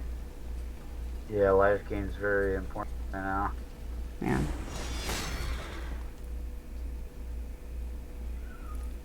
And I was thinking of using this, but I don't... The problem that I have is I don't know this deck very well. So... everything that you want to go to prioritize for right now is going to be Edgewall Innkeeper cards coming into your hand, since you do have 2 more adventure cards. So you'll be tapping 2 mana to bring out an Edgewall Innkeeper. Then you'll tap 1 mana to bring out a Aldmere Knight, which will draw you a card. Then tap 2 more mana to bring out the Order of Midnight, and you'll draw another card. And then you have a Cauldron Familiar to gain life. Well, not anymore.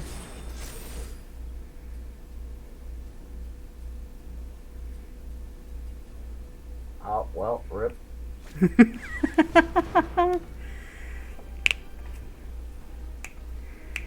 I mean, drawing the cards are great, but the thing is if I'm spending all that mana to draw cards, I can't play them. And right now, I've got to gain life, or I got to get rid of these creatures. Ooh, I know. That Ominous Sea is just crazy. I'm gonna say this, and I don't want to say this broadly, but I'm pretty sure that card's gonna get banned. I don't think so. Like, it's so good. There's also that one black card that lets you get rid of up to 3 enchantments, and it only costs like 3 or 4, maybe 5. It's not very expensive, in my opinion. So, yeah. All right. Well, I don't have any whites, so there's no way I can play that anyways. I don't have anything that I can cast an instant or sorcery thing on right now, so I'm just gonna get as much stuff out there as I can.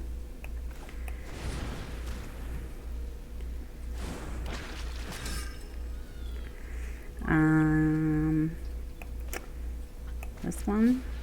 Hey. And then these 2 are going to be kind of big, so I think I'm going to play both of these Fiend Artisans. I mean, they're not like huge big, but they're 3/3s. This will be a 4/4 now, so that's not bad.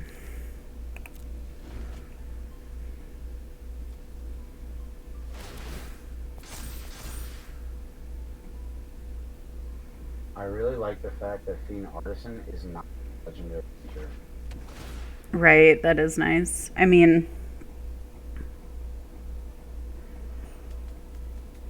yeah, that actually is nice. The proper application of knowledge.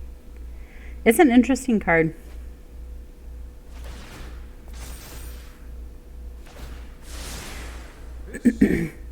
I was kind of surprised that you can't sacrifice it for that ability. No, what I did forget to do is put a Nightmare Shepherd in there. That way, if the Fiend Artisan does die, it'll come back still as a 1. But it'll still have all of the abilities that would originally We're gonna have. make another one.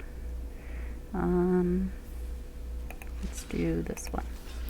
Trying to gain as much life as I can right now.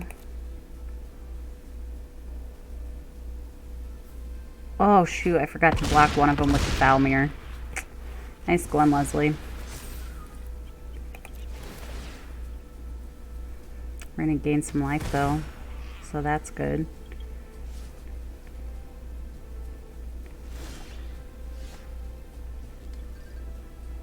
Alright. Oh, no.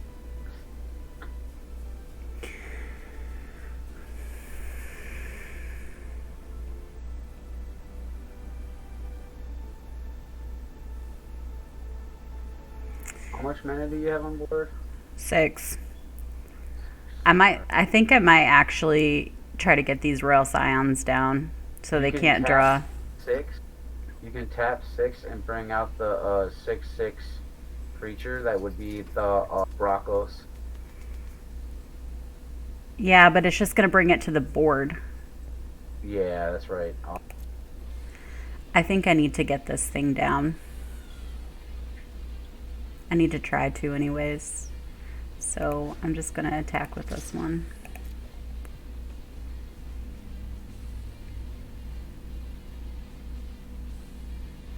Plus I want to attack before I play anything just to see if they...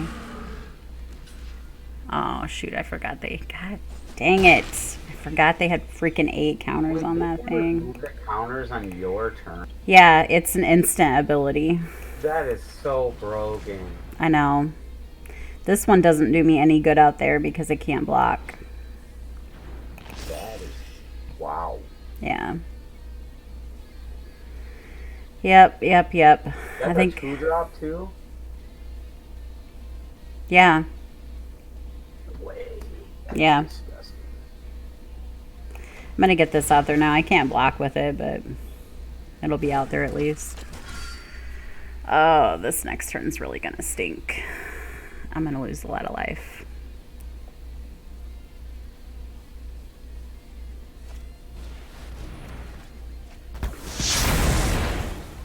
That is unbelievable. I can't believe he just did that. Okay. Well, that's all right.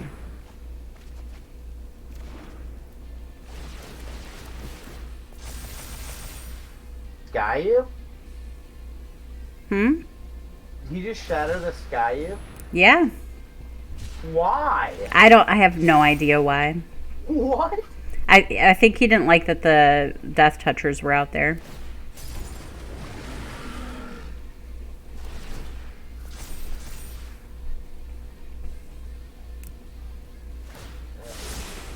Here we go.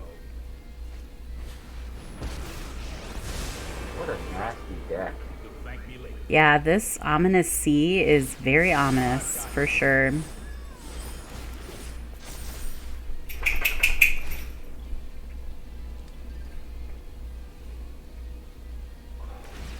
I can mutate this, though, now, can I? No, I have to have 7. I need... Oh, yeah, I can, because I got one more land. I'd have to have a creature, though.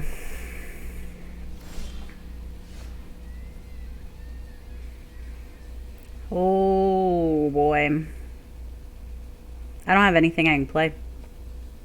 Oh no. I gotta cycle this. Maybe I'll get a Murderous Rider. Let's pray. Not that it'll matter. He can make another one. Nope. That's gonna be game. I got nothing. GG.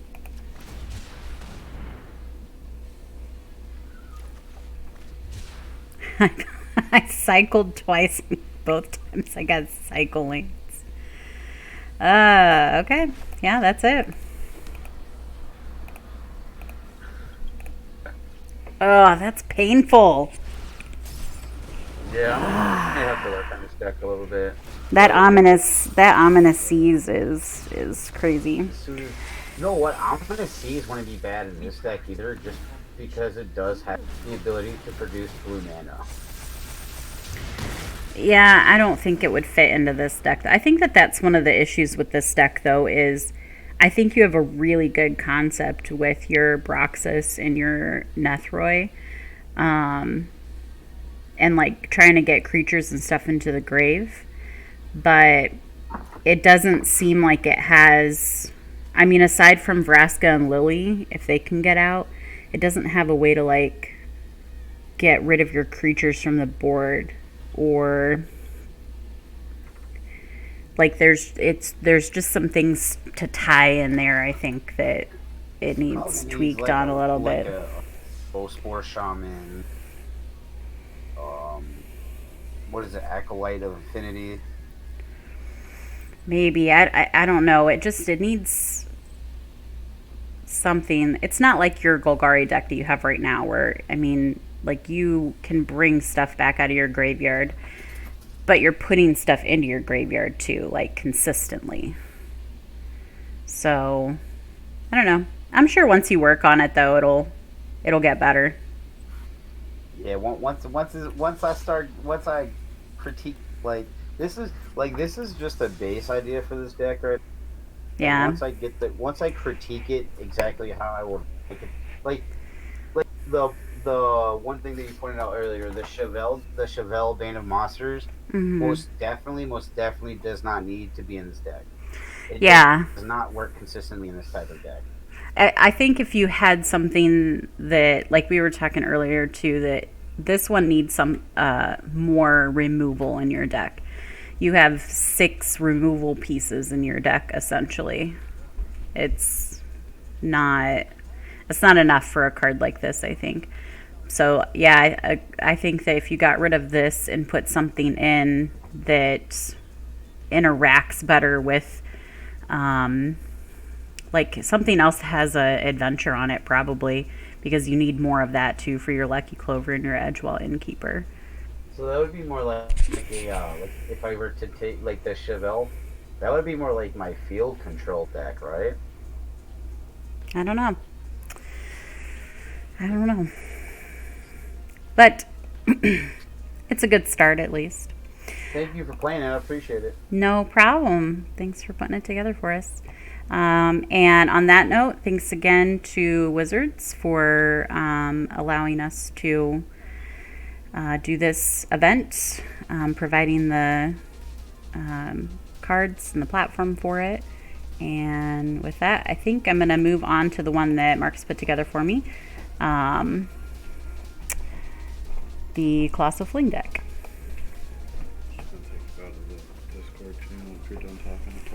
Oh, Marcus is going to do some technical stuff behind the scenes again for me here. Did you just go? It's called Colossal Flame. Oh my goodness! Yeah, I want to see it. I want to see it so much. Yep, I'm going to play it right now. He's fixing your thing, though, so that you're not on the mic, just FYI. Yeah. Okay, talk to you later. I'll get you later. Okay, bye. Okay. So I think people can just hear me now. Yep. All right. Thanks, babe. Well, I actually took you out of the channel so you can't hear him anymore either. I could set it up so you could hear him and they can't if you want to do that.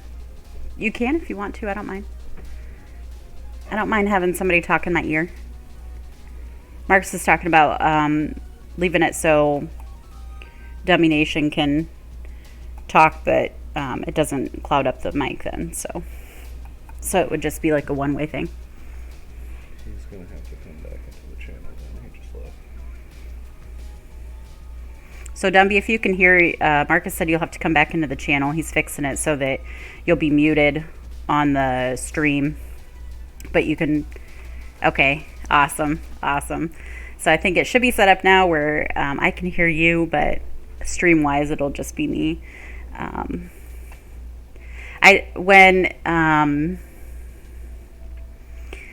I feel bad because when I'm on the stream, I feel like I don't pay attention to like the chat as easily as Marcus does. He's like super good at that, and so it is kind of nice actually when I've got somebody else that I can talk to. I feel like it helps to fill the void there for me. So anywho, okay, so I'm gonna try this Colossal Fling deck. Yeah, I don't know why, but I got a little giddy about this Colossification card. I just wanted to find a cheap way to bring it out and fling it at somebody's face. So I told Marcus that, and he put this deck together for me. So the idea here is it has all 1-drop creatures in it. And then a couple of planeswalkers here. So we have the new one, Luca, which I am pretty interested in that character. I really like that. Nissa. And then one of Luca's abilities is that you can exile a creature you control, and then you reveal cards off of your library until you find a creature that has converted mana cost that's higher than the one that you exiled. So since all of the creatures in this are 1-drops, the only creature that would be able to come out is Yadaro, and Luca lets you put it onto the battlefield. So that's like immediately you can do, hit him for 16 or for 8, and then if I have a fling I can hit him, you know, use the fling, and that's 16 damage in one turn. So we'll see how it goes. The 1-drops that are in here are the Blister Split Gremlin, Goblin Banneret, and Gilded Goose. So we're going to be flinging geese today, maybe too. Not that that would really help us any, but it's possible. I have not played this yet either, so this is going to look really sketchy at first.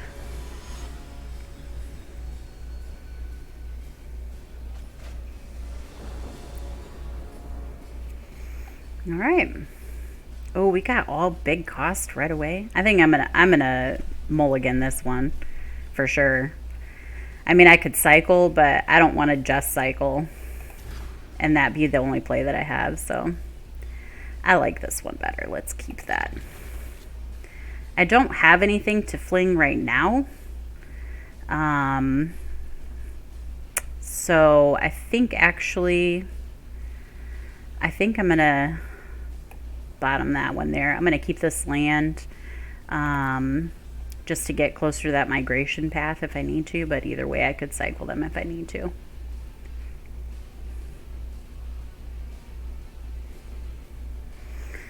Oh, I forgot to mention too, one of the creatures that he put in here has a ability on it that I don't remember exactly if it's like if it's dealt damage or if damage is dealt to your opponent, then you untap it. So the shocks will be helpful for that one too. You could put a classification on that and then untap it and attack with it that turn if you needed to. I could cook a goose here, but I don't know if that's the right call, so I'm just gonna leave the land open and let's see what else they play.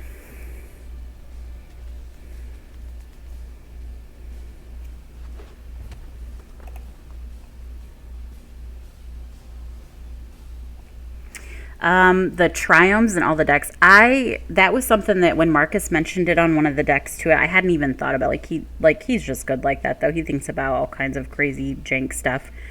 Even in his 2-colored decks, he included them because, of course, you can tap them for those lands and then cycling. So yeah, I think that'll definitely be something that we see auto included in a lot of decks. We didn't play anything on main phase. There we go.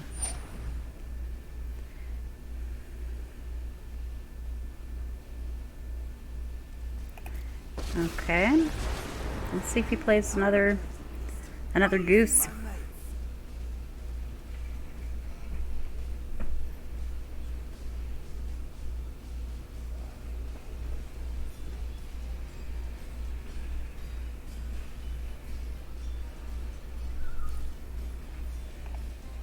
I'm gonna kill the goose. I know, I should have done it first. I'm gonna see if he plays another one here. No? Okay. Killing the goose now.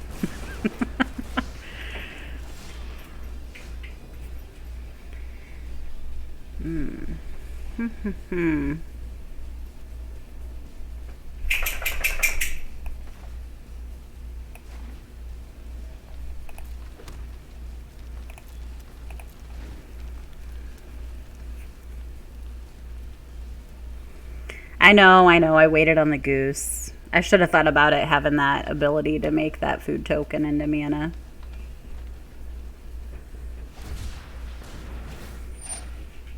Cycling the Godzilla.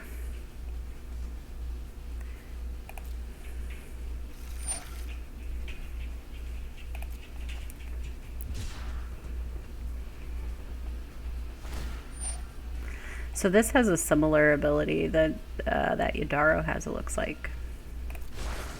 We won't answer our appeals.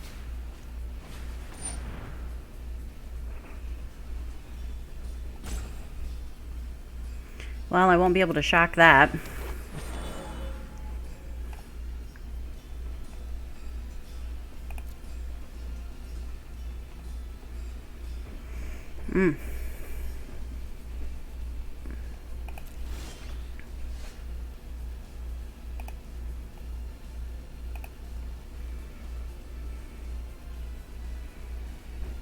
Oh, this is the one I was talking about. So whenever you cast a non-creature spell, then I can untap it. So,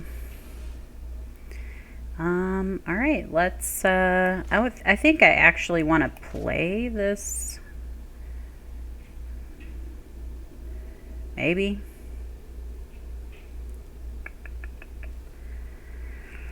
Just so I can get up to that classification if I do play that. So let's go with this.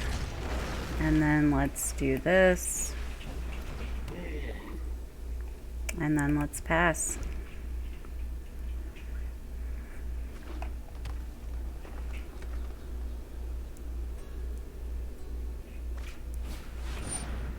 Illarg.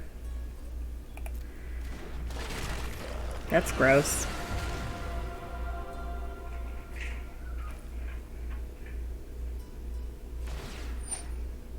Yeah, I figured that was gonna happen.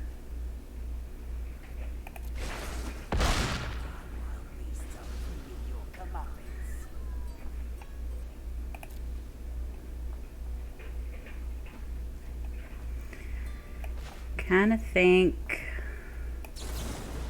I'm gonna get rid of this while it's tapped.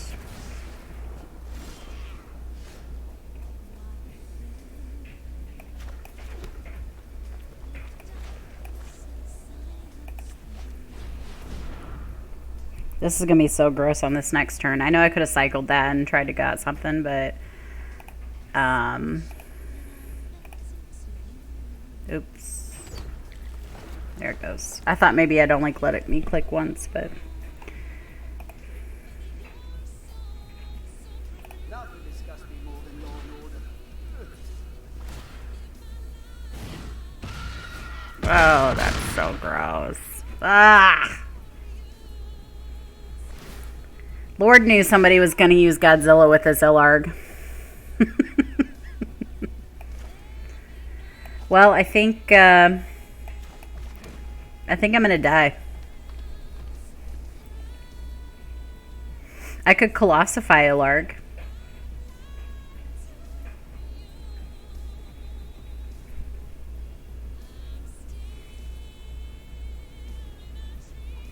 I'll let this guy finish out his game, though.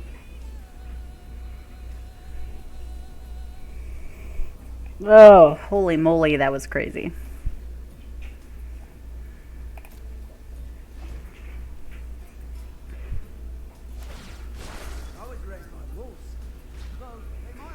I think, since I'm going to die here anyways, one of the things that gets me about these cards, though, is the Godzillas are like... Maybe I've only really seen them in the spoilers, like before they were officially spoiled by MTG. And the creature type on them isn't the same for all of them, and that kind of rubs me the wrong way for some reason. Like one of them, I don't even know if this is the case. Maybe the translation on it just wasn't right, but one of them is a frog from what it looked like. Babe, actually, can you look that up?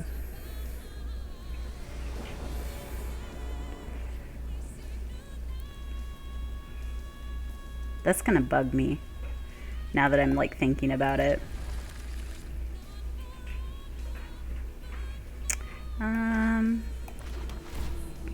Let's scry one here. You don't need that right now.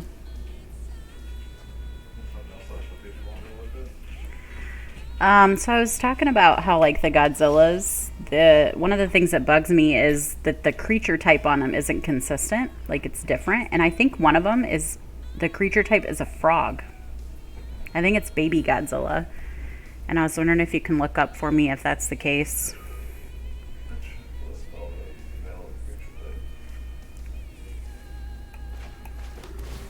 I guess I could do that in a minute. I'll take a look.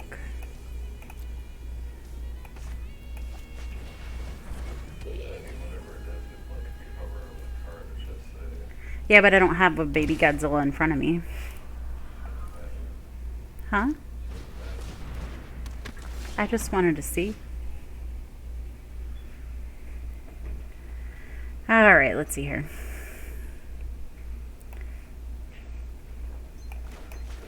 Get our land down.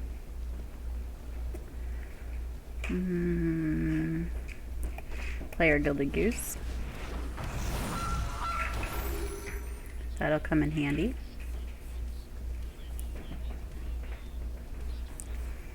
And I think we'll just pass for now. This is his companion. This Gaijin. Gaijin? Am I saying this right? Somebody correct me because I know I'm not saying this right. So this is a deck that's only going to have even converted mana cost cards.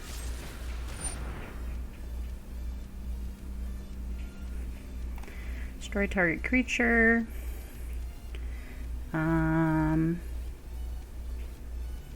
Okay.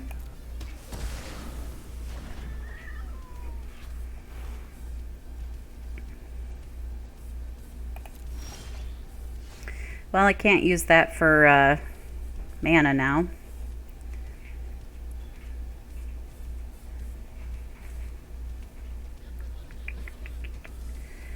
And I'm not any closer to getting that, so I think I'm just going to cycle. Alright, I'll just pass here.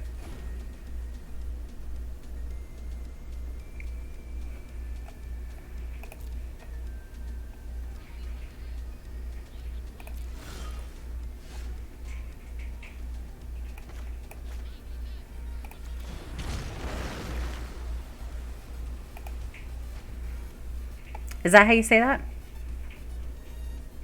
Gijon? Gigon? Oh my gosh. He must not be able to get any land. I felt like that's all I was getting at the... Or I felt like I wasn't getting any either. Yeah. He only had 2 lands though that whole time, so I'm pretty sure that's why. So let's go. We'll go into another one with that. Gigon? Gigan? Gigan? I knew I wasn't saying it right. I think I'm gonna keep this. Cycle that.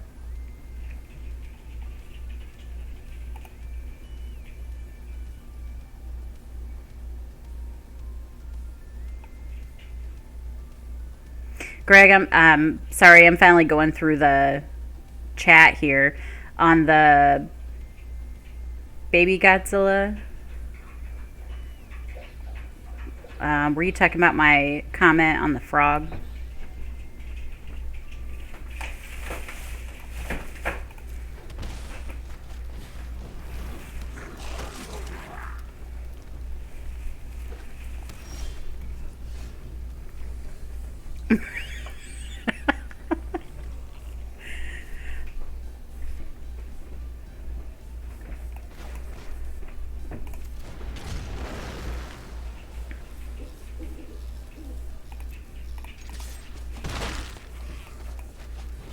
I was laughing because the Marcus came out and got something out of a bag, and the dogs were like hovering him around him like they were gonna get him some. He was gonna get them some food. Yeah. Okay. So that just kind of really throws me off because how is Baby Godzilla a frog, but then Big Godzilla is a dinosaur? I guess that fits in with the Jurassic Park theme a little bit. It just blows my mind. So I think I'm actually going to cycle this one here. So I'm going to just play another Banneret.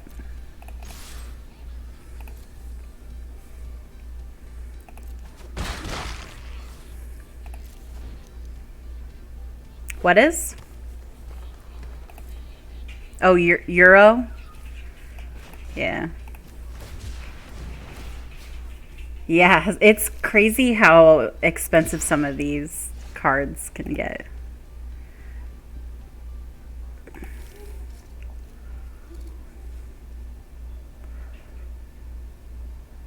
Yeah.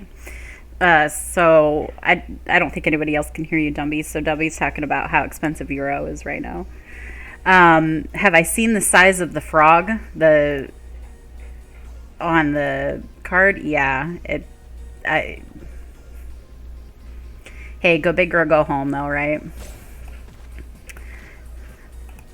Yeah.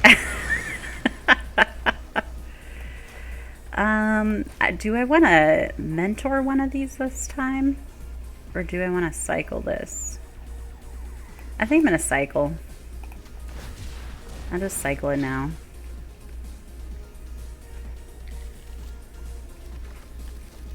Oh, I got the other one. Woo.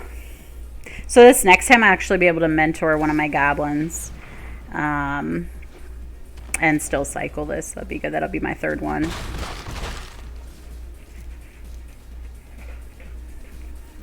And let's see if we can get Luca or Nisa out pretty soon here.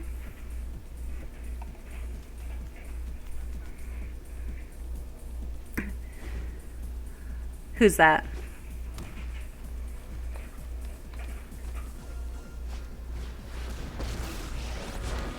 I don't know. Not fail.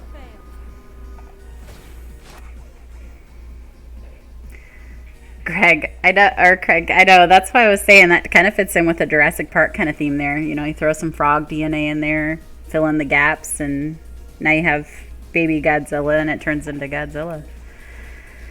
All right. Yep. It keeps the counters on the side there to count. There's a couple of them that do that, like the Godzilla in the last game I was playing has the same ability there.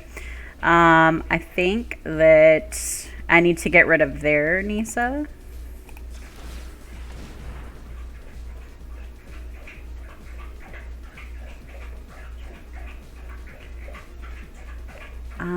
I don't know then. I want to cycle that again though. Let's just send all of them. And then I can always buff up the one that he doesn't block.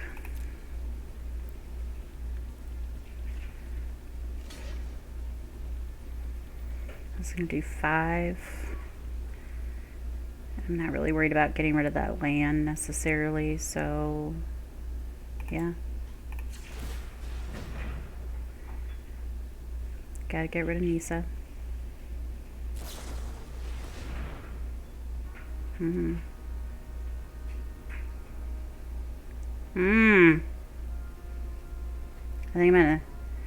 think I'm gonna put it on the bottom. Destroy my patience. It's all right. I like this Yadaro also. I think it's a very balanced card. The cycling on it's really nice. The land fights for us. Ugh.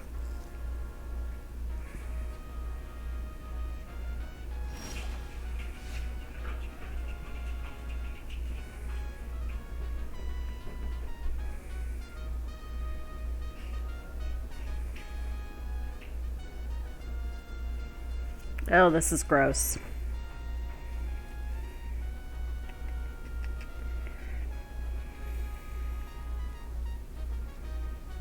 Oh yeah, I'm gonna have 9 coming at me this next time. I think I'm gonna pass. If I need to, I'll block with my goblin and then fling it at something.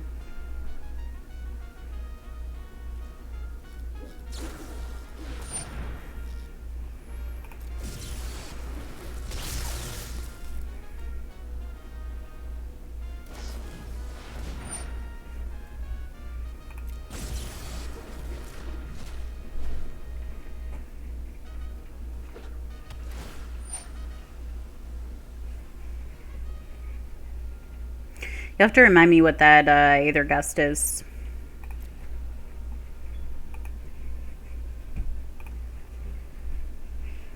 Yeah, I can hear you. Oh my gosh. Oh, okay. Oh, the one that he used on me. I'm sorry, yeah. We have a shark typhoon coming. Excuse me. I swallowed wrong. So we're going to have flying sharks. Flying sharks and attacking lands. The earth is against me right now.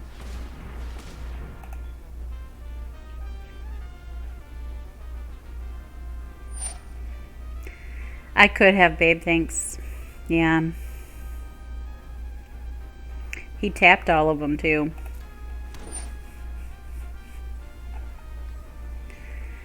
And he's making a kraken. That's lovely.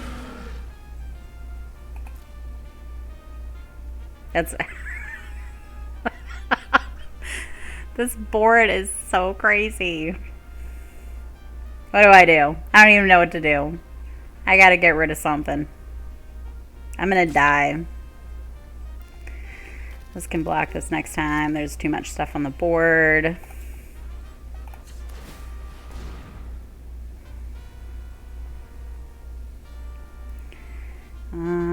Let's fling it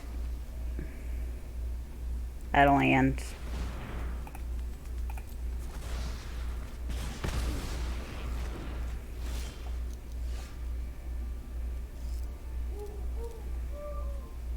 Yeah, nice. Nice a little bit too late, though.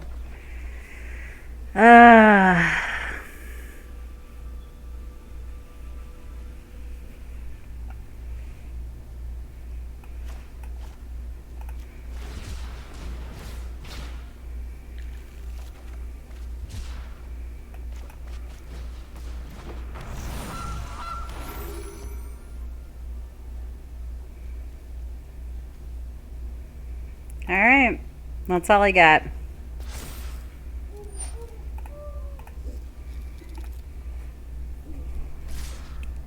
Wow, wow, wow, wow. Sharknado and Krakens are going to be my nightmares now.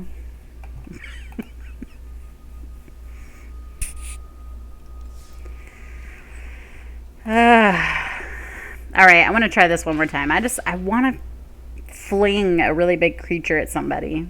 If it doesn't happen this time, though, then we'll move on. I'll let Marcus come back out.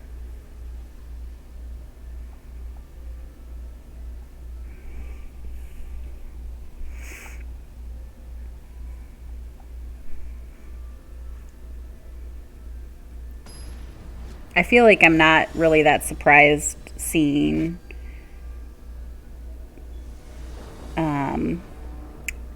that Shark Typhoon and the Ominous Sea as often as I have, though.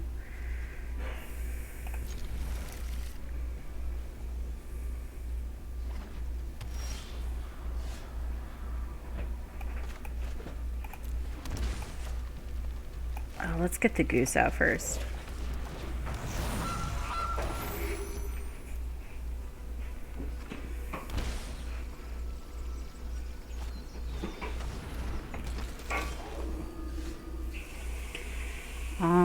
We are definitely going to shock that now. No priest.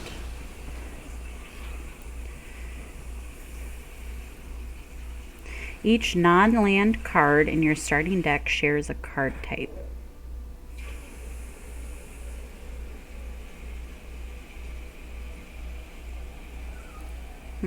Okay.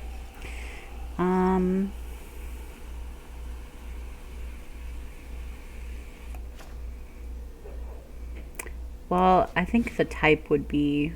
Oops. I'd have to pay red for that. I think I'm just going to pass, actually. I think the type would be, like, the type of card it is. So, creature or enchantment. I think that's what it's talking about. As opposed to, like, what so Dumby was saying, like, human or something like that.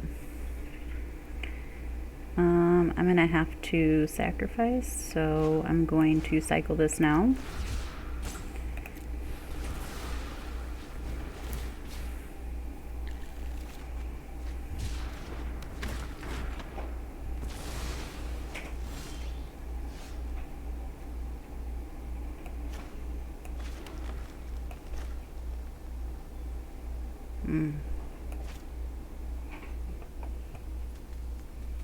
I kind of think I actually want to cycle this, but I'm going to wait.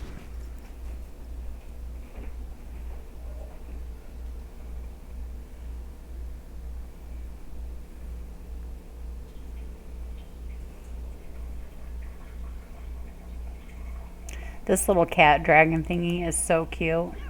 I love the little flip that it does. Touchy Courier, okay.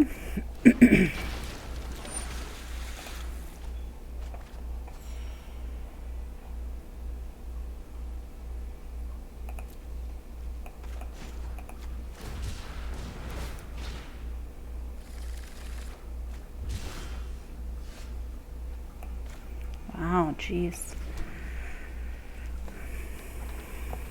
I'm not really that worried about that guy right now. So we'll cycle this other Yodaro in a second here.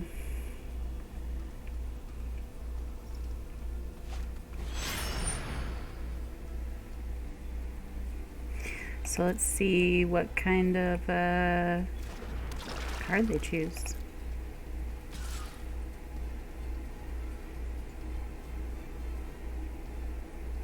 Yep, just creature.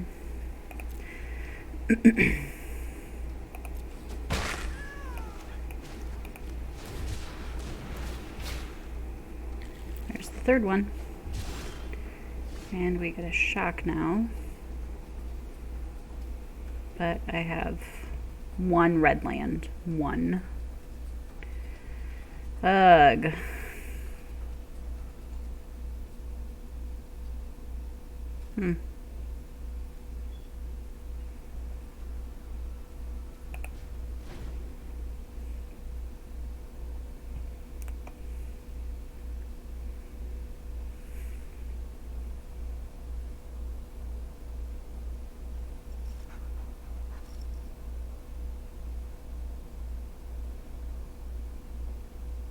I need some more red land.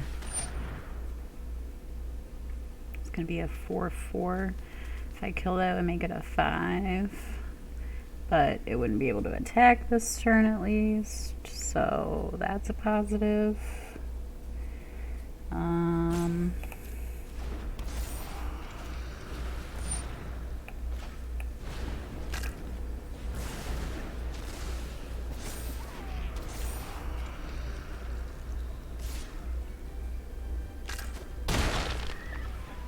At least now if they're going to sacrifice another creature, they can't do that little one. You're probably going to lose that one. You should try one more. That's okay.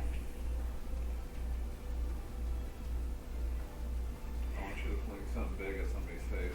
Uh, I have to do it a couple times. Did you do it a couple times? Marcus is telling me that he wants me to have a chance to fling something big at somebody's face because it's fun. Yeah.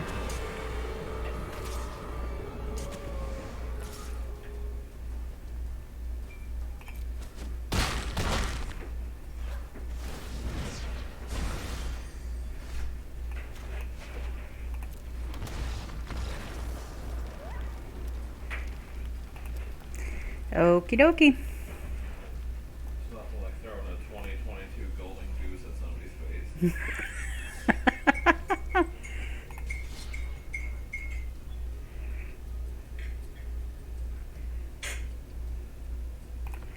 Alright, so Marcus says I gotta play it one more time.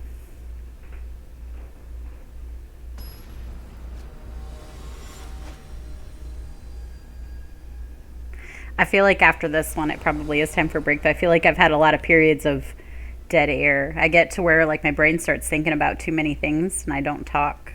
I can't think when I talk unless I'm talking to myself out loud. I think I'll keep this. Hopefully I don't get stuck with just one mountain again, but We'll see.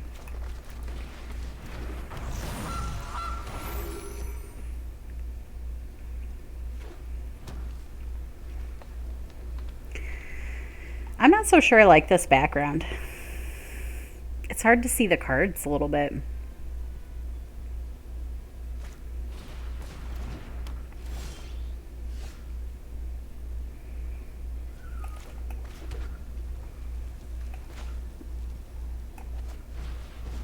Alright, what was this they played? The Ozolith.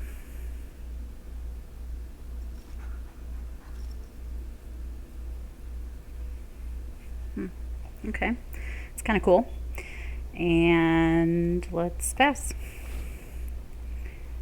We're going to cycle this guy in a second here.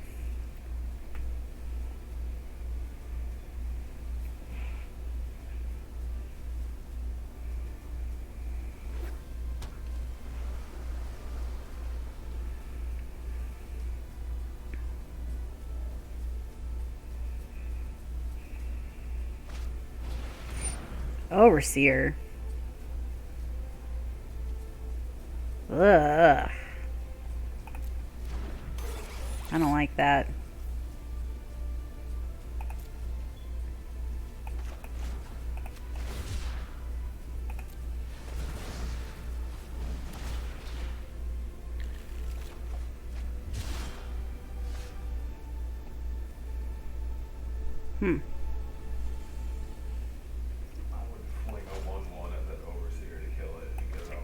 It won't kill it because if he taps it, it'll add a... Oh, yeah. Marcus just reminded me that right now it has summoning sickness.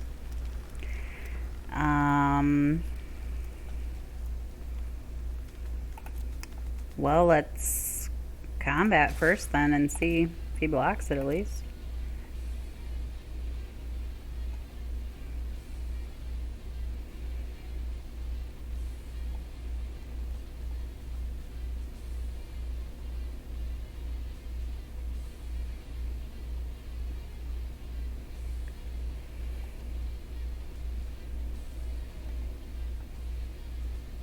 Maybe. He's thinking about it. That or he had to get a cup of coffee. Speaking of, I think I might need a cup of coffee.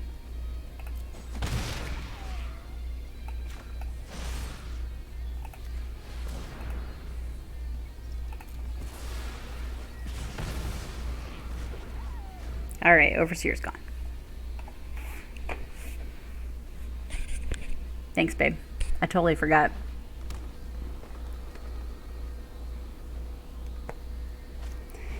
That it couldn't tap on that one. Oh, there's the ginger brute.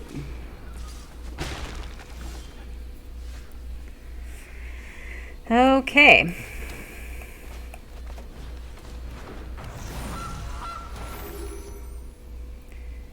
Now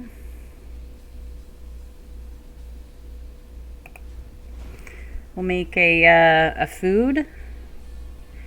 And then, since the goose would be tapped anyways, in order to use the mana, I'll probably play that classification this next turn here.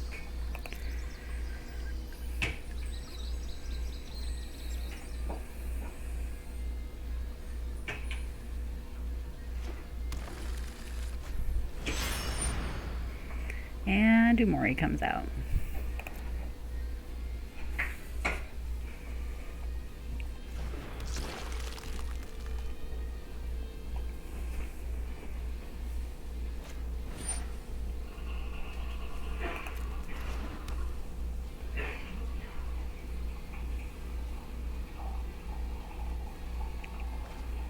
One, two, three, four, 5, 6. Actually, we won't be able to play classification this next turn.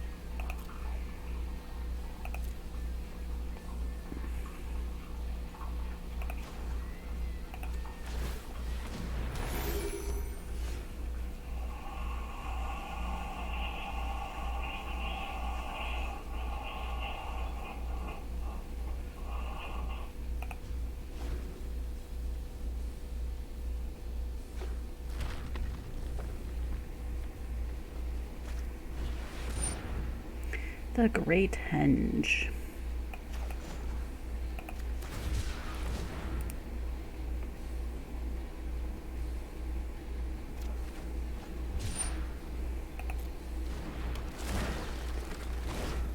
I totally just realized I played that wrong too, because I could have played that and I would have been able to play that classification.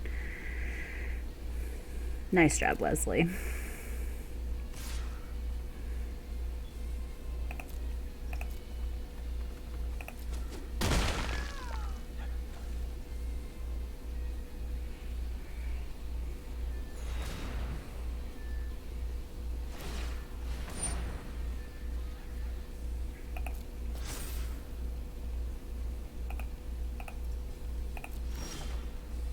Oh.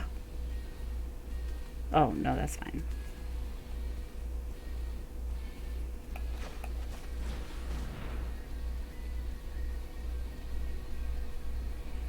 Wow, I have 3 classifications in my hand right now.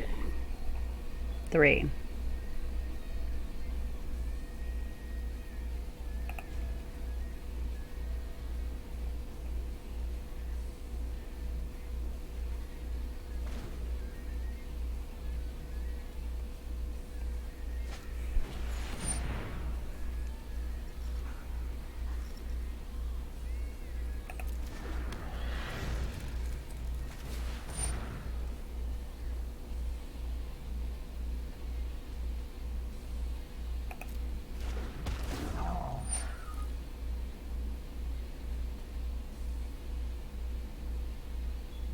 So we're gonna have counters put on this every combat.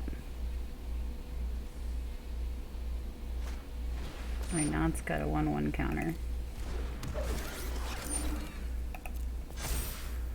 Jeez, I can't believe I really jacked that up when I didn't play that land.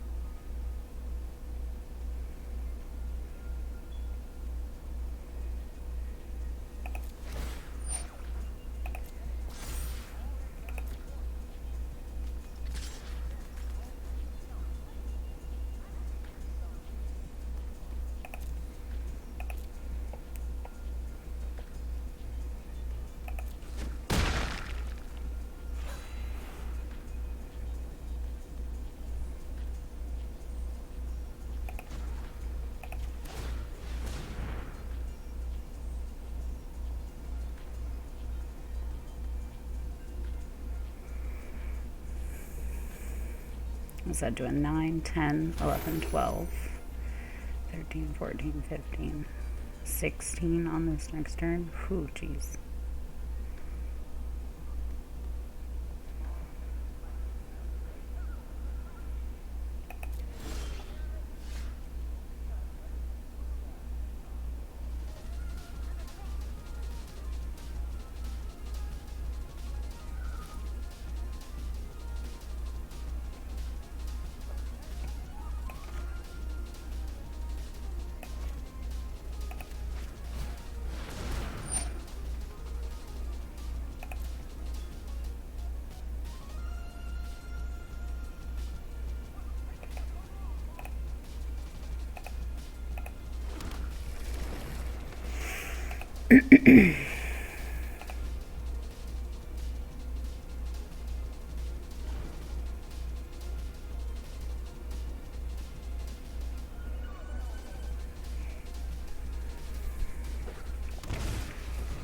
So now at least I can block with 1 goose.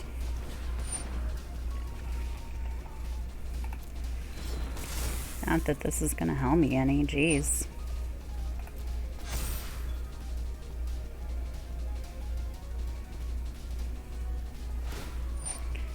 Let's see, we'll have 10, we can have 12, 13 coming at me.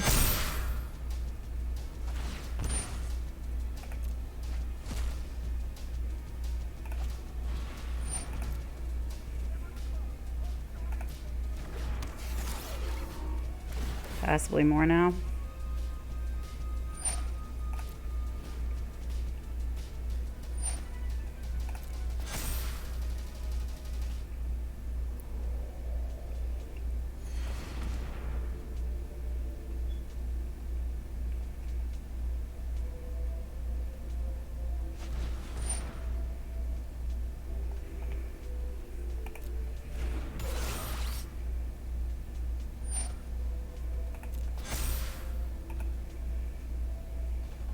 Man, I can't believe it. I have totally jacked that up when I didn't play that land. I'd be ahead a little bit right now, probably. One move, that's all it takes.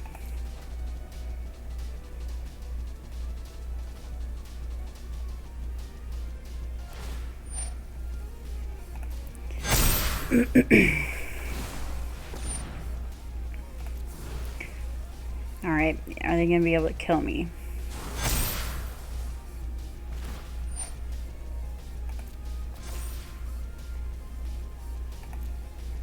That's the question right now. So I'm going to be at 1. Whew.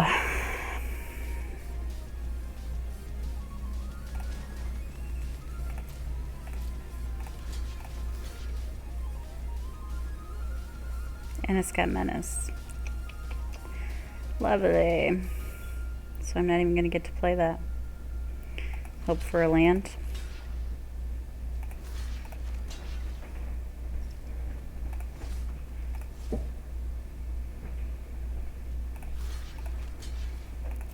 Hope for a land.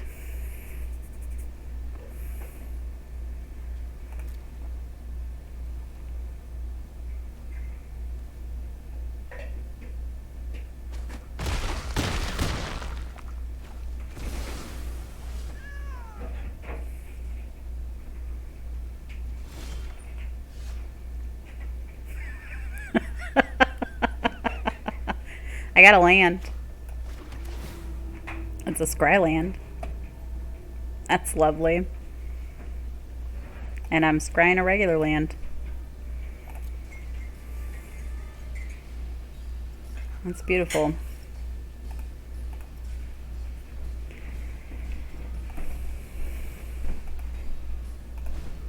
Alright.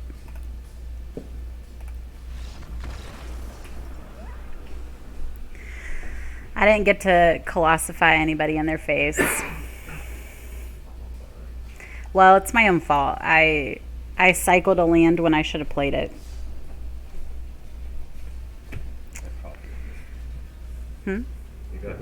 I do have coffee at least. I think I'm going to switch though and let you play some more. Okay. So I'm going to pass it back to Marcus here.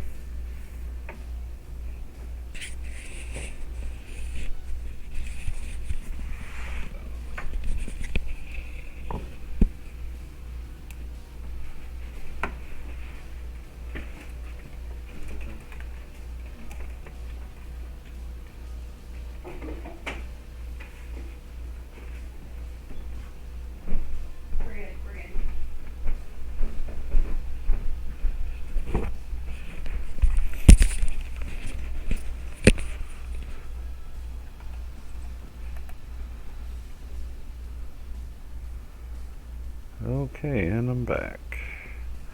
I'm gonna play a couple more games before we shut off the stream here. I want to once again thank Wizards of the Coast for inviting us to the event and providing the account for us. I think I would like to play a little bit more of that Boros cycling deck. Or actually, I think... yeah, I think I want to go with the cycling.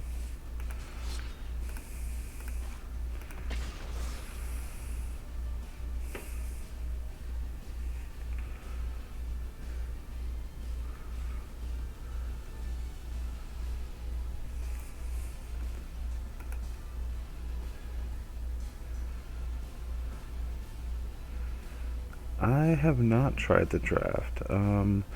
That might be something to try tonight. I'm not sure if I'll be like for that, but I am interested to see how it goes.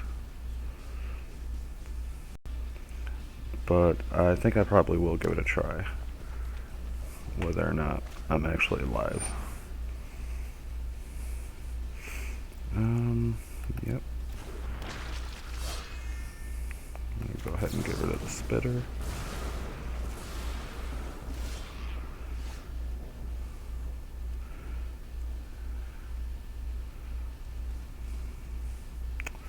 Guess we play a triome.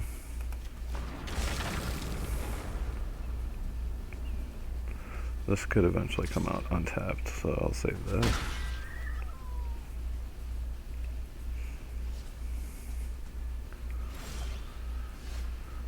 Alright, we got Splendid Mare. We still don't have an untapped land.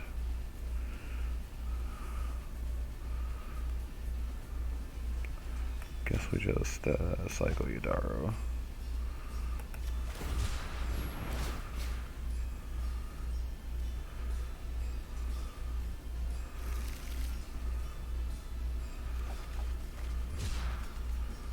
Well, that's nice. Play another triumph.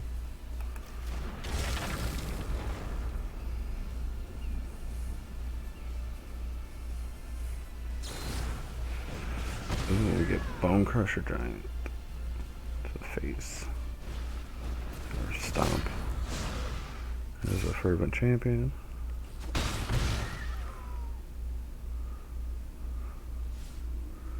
What's he got?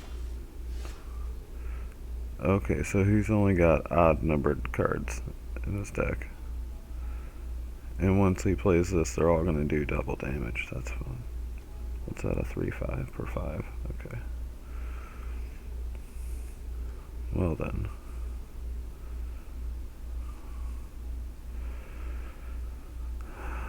Do I want to Clarion now or wait for that Bone Crusher Giant?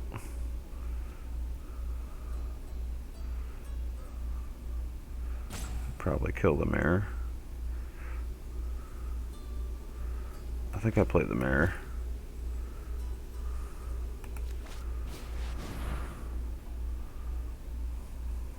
I'm tempted to Clarion, but I'll go ahead and do that.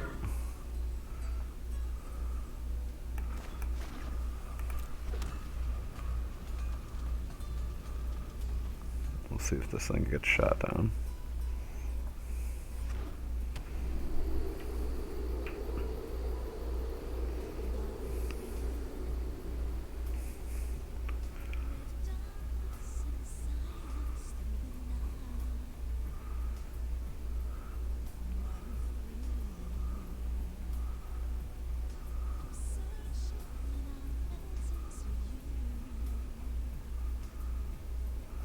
I'm guessing if he has removal, he'd use it right away.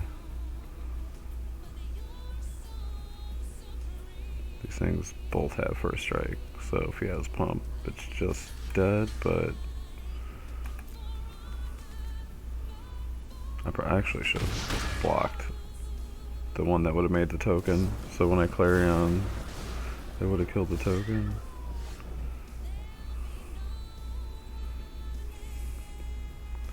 But it didn't matter anyway. Okay, so still got that Bone Crusher Giant.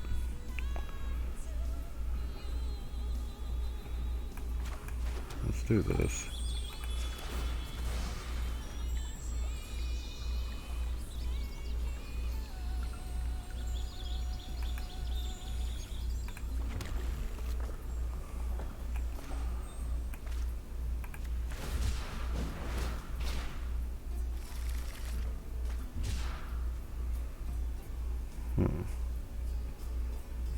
I think I gotta wipe this board, right?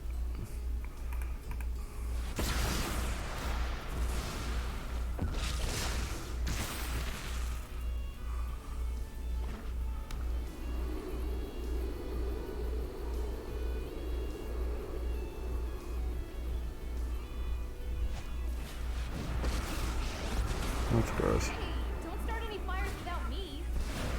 Oh, they're so cute.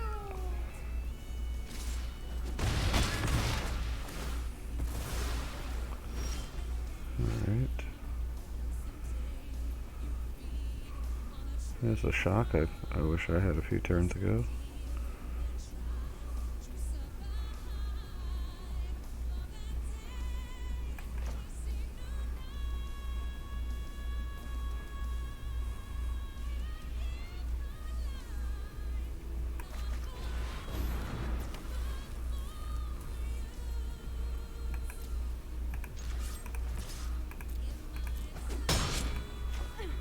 Well, that's rude. I'm burnt out.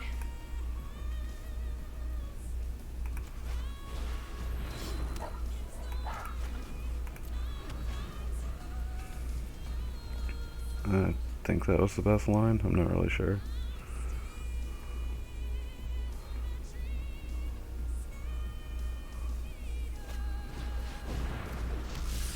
Phoenix.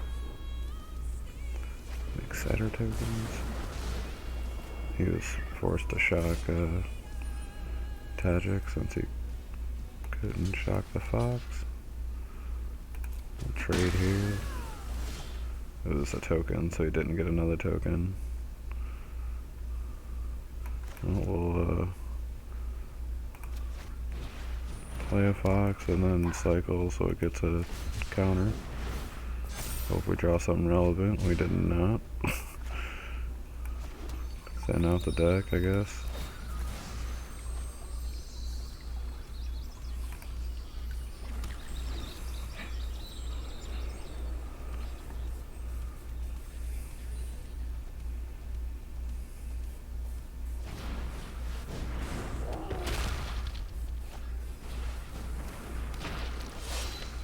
Could use another Deafening Clarion right about now. I think I have to eat this. That's not helping.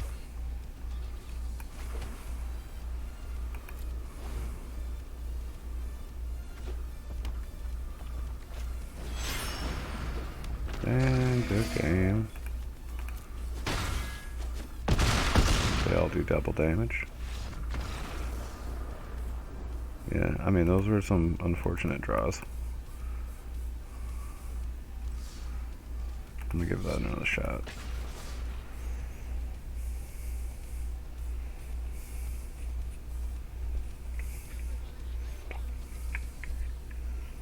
It happens.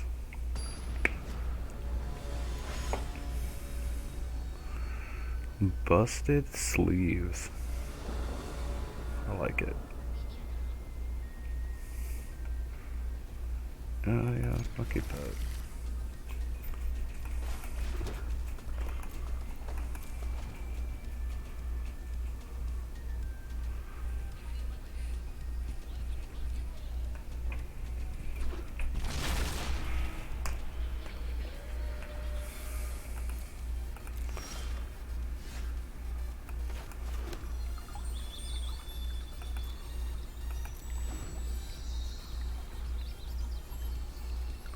I'll turn the music back up a little bit.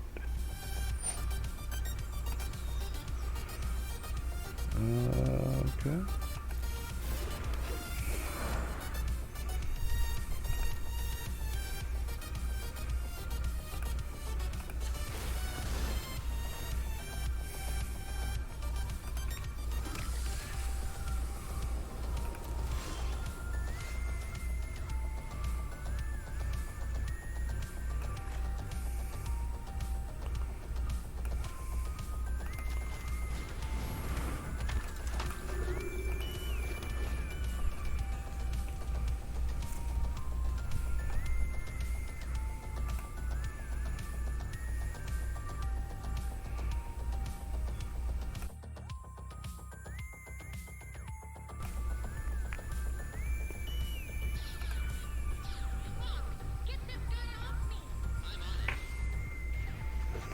So we got our cycle. Every time we cycle, we gain life. Bear out. Okay, he drew a card and gained some life.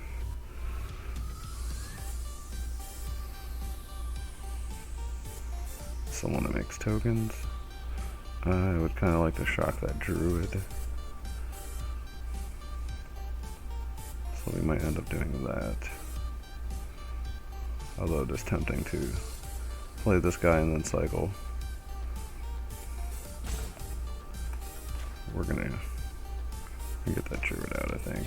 Alright, so let's do that first to make sure we can do that. Then we'll cycle.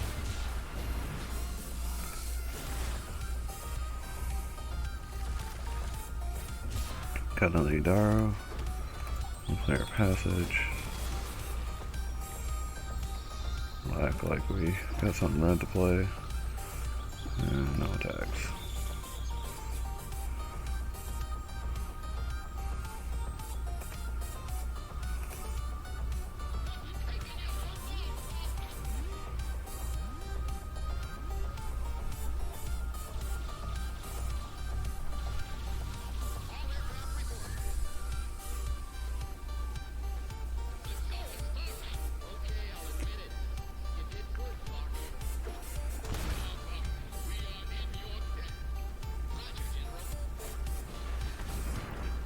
Spiral.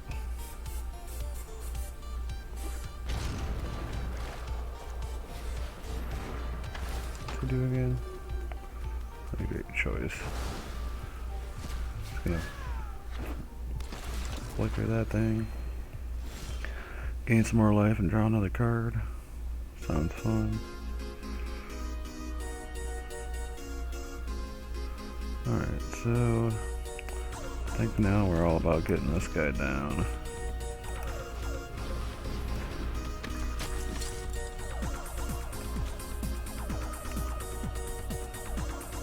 Cycling Ikoria to see if we get another land to play.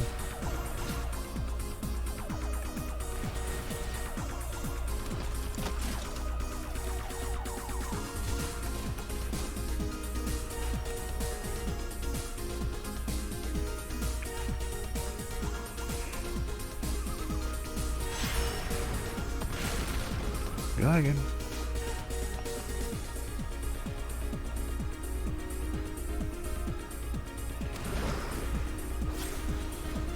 It's a good thing Yadara is odd numbered. I mean, I guess getting stats is not not any better. Oh jeez. What is this even? Another one?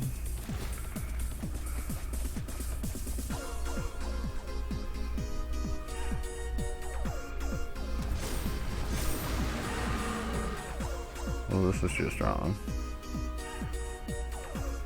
Oh, and this one gets an even? Are these like brothers or something? Garita? I feel hurt right now.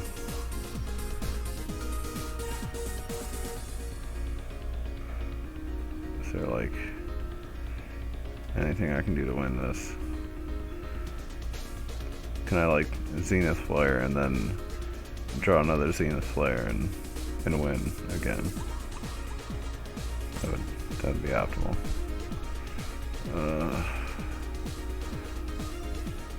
How many times have I cycled him? Why doesn't it tell me that? Oh, that's up here too. Okay. Shoot. I need 4 to do that.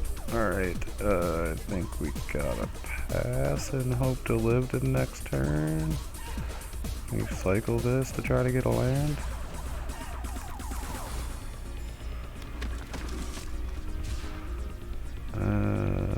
We need the 4 to play that, so we pass.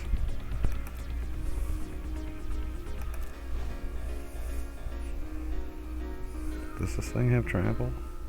No. Does nothing have trample?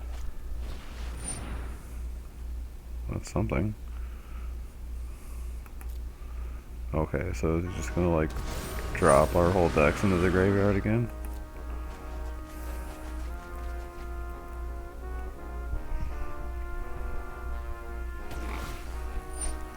Oh, now everything has trample. Fun.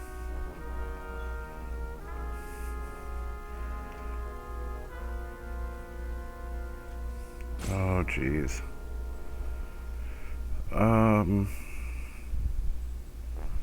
Alright. Can you like, yes, drop more cycling cards into my graveyard and let me kill you somehow before you can kill me? No? Damn.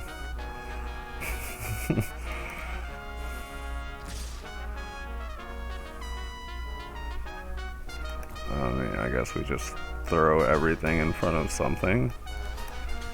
Sure.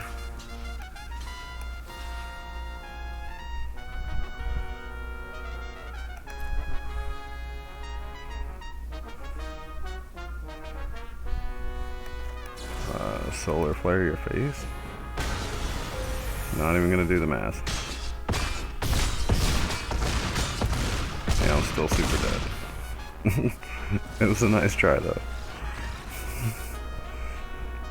If he would have maybe like copied more of the creatures that dumped cards into my graveyard and gave me enough to kill him somehow, that might have worked. That was pretty nasty though. Oh. Do I need to change this at all? I mean, I think it works. I've seen it work.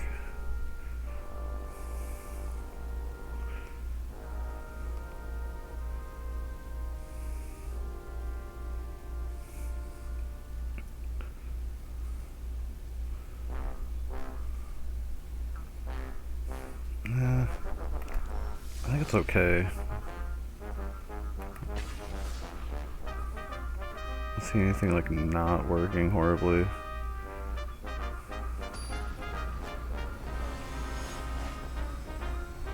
Maybe I could use a couple conclave tribunals. Find room for those somehow.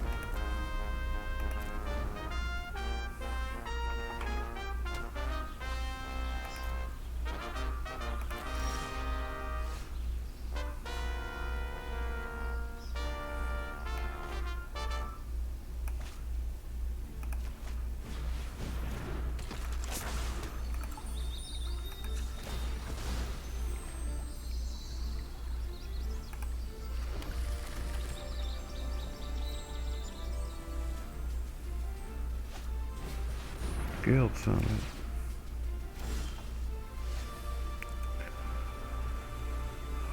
Alright. Do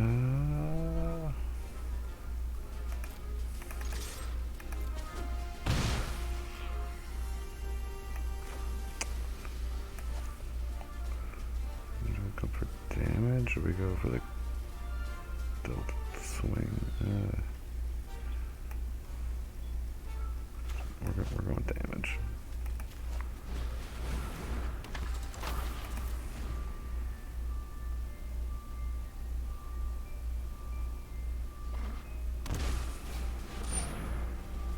Okay.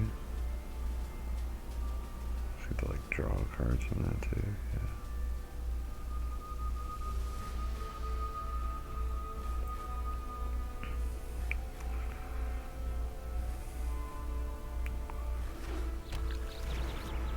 I think it's time for a shock to the face.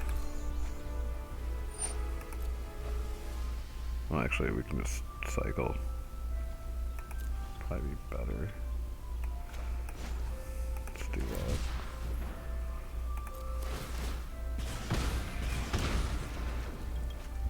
And now we protect our guys from the sweeper with Tajik.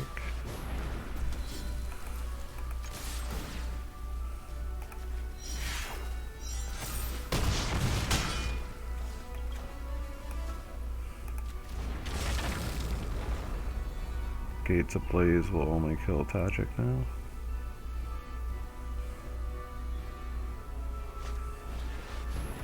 So he prison realms Tajik and then Gates Ablaze.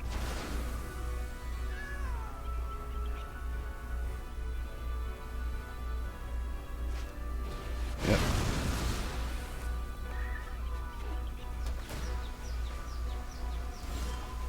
Alright.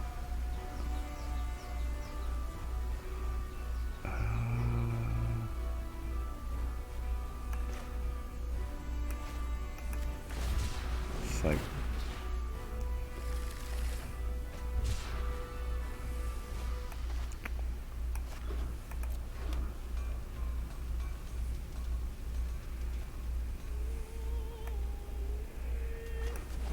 I think I'm just gonna do this while he's tapped out.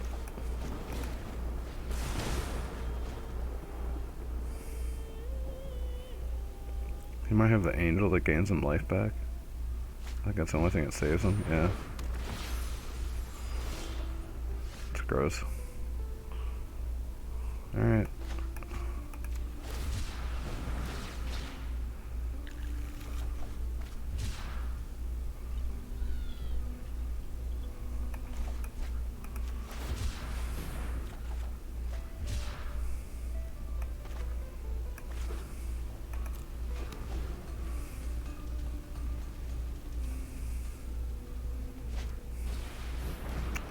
It's the Kraken card.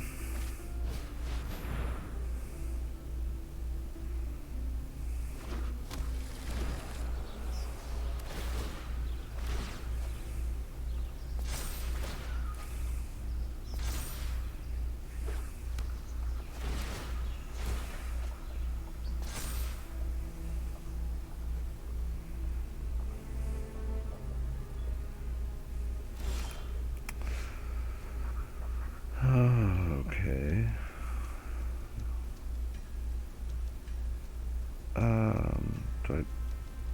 I guess I'd try to start building that up, or do I just cycle it?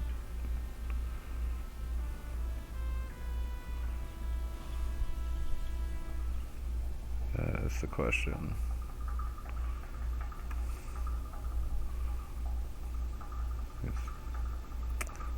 He'll probably remove it, but I guess that forces removal at least. Let's play it.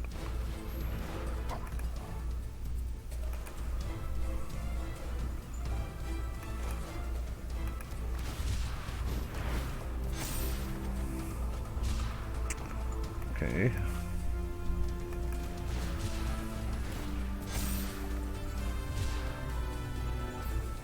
Alright.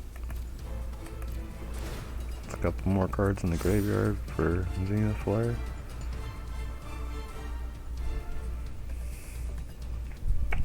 Just gonna need more angels in a minute.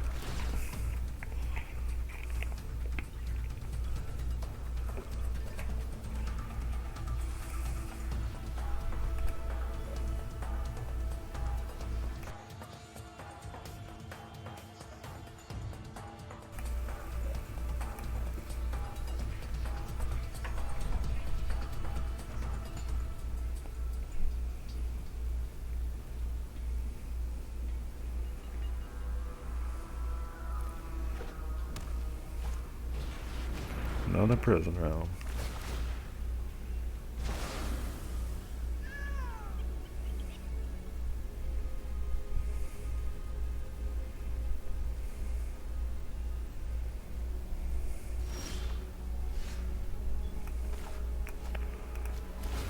Time to do the old cycle thing. Probably should have thinned my deck out first.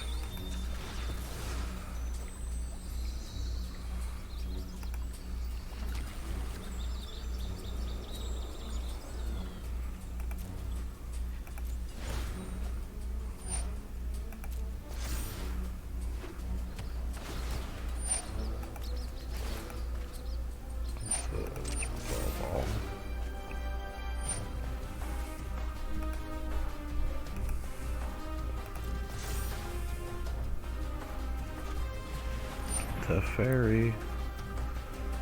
I hate you, Teferi. We're gonna do this now.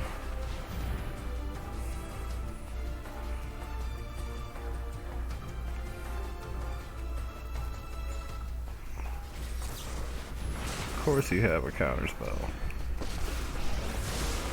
I know my responsibility. Don't worry, I got it. Oh, now you get to try or gain more life.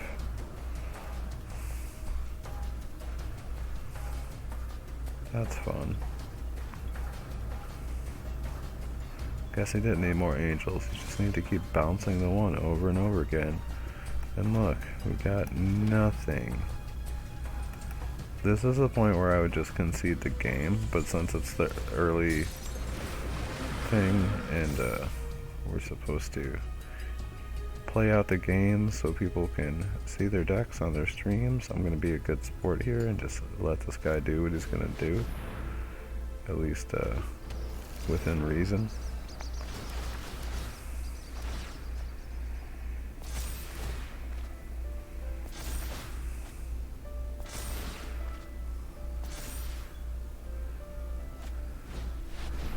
There's this angel again.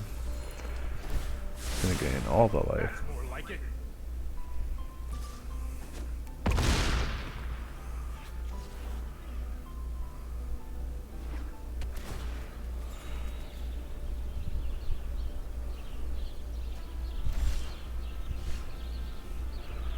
Well, it's not gonna help me much right now.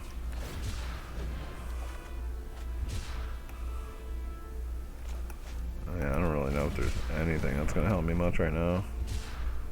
I guess I could triple Clarion to kill all the Krakens if I live another turn.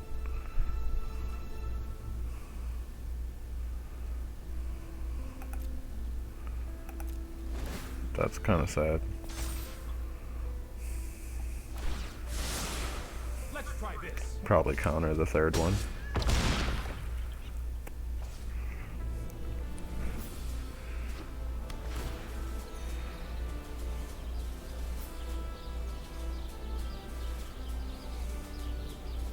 Well, he doesn't even need to, because he would just like make another Kraken on his end step, and then yeah, I probably don't even have 9 mana. No.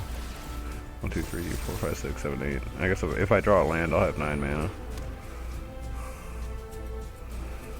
But even then, he will just make it. Yeah, he'll just make a Kraken on his end step, and I lose anyway.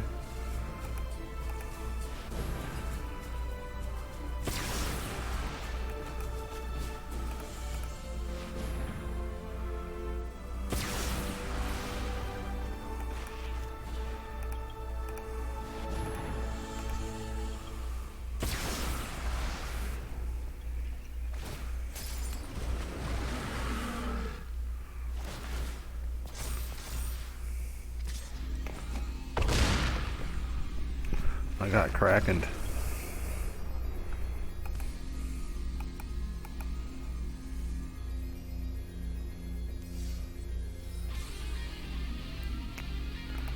Let's see.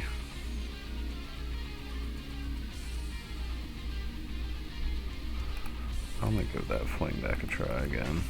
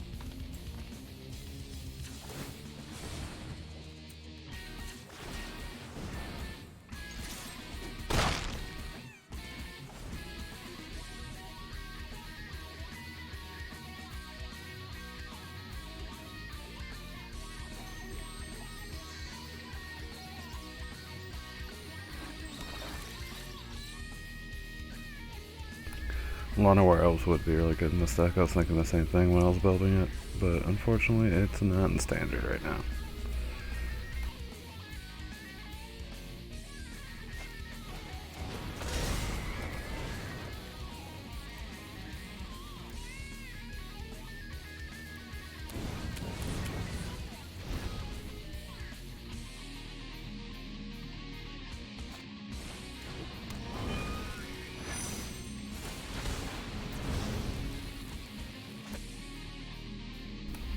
What is going on here? Am I dead? What just happened? Wow.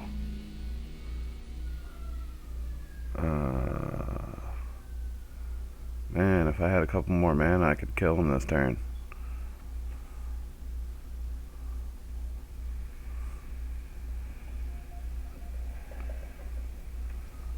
I can swing in for 8 with the Adaro. I think that's all I can do. He can give his creatures trample and haste, so I'm pretty much dead either way. I guess we'll do this just to do it.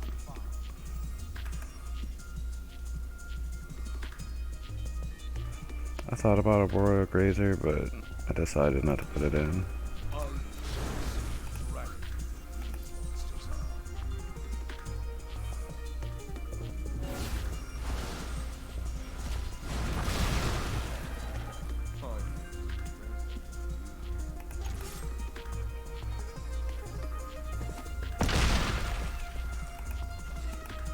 Well, we came close.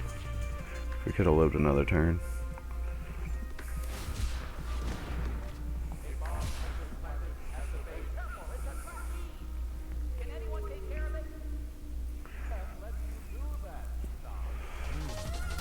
I'm not even sure everything that he did with that knight and the king. I wasn't paying close enough attention.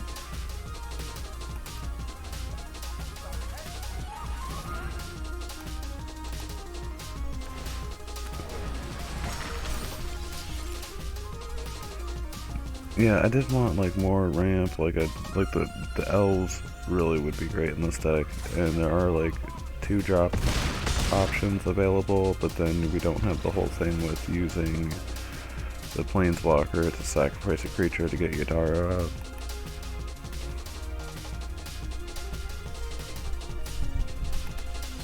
Let's give it another try. And once again, thank you to Wizards of the Coast for inviting us to the event and providing the account to play with. Yeah, the Arboreal is only 1 converted mana cost, but it doesn't provide any mana in itself. It only lets you put out a land earlier, and I feel like that's not enough. Like, you get the land out and we're still running out of mana before we need it. It's not providing extra mana, it's just providing faster land drops. I'm gonna keep this.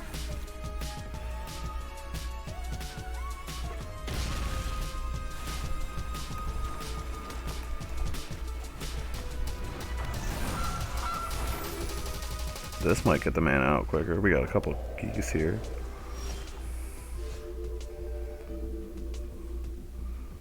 So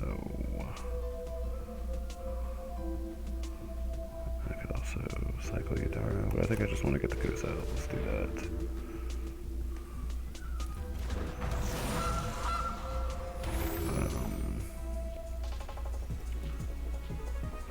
Look at this down tabbed. I could hold up shock. Well, I'm still holding up shock, that's right.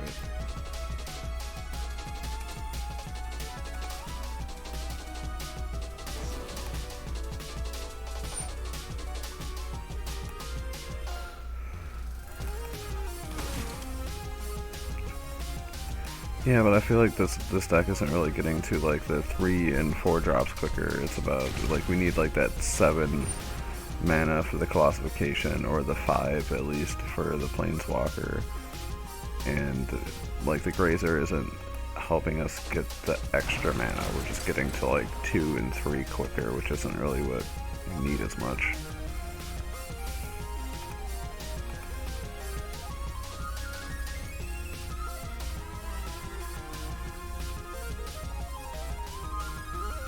Okay, maybe I just got a bunch of 1/1s.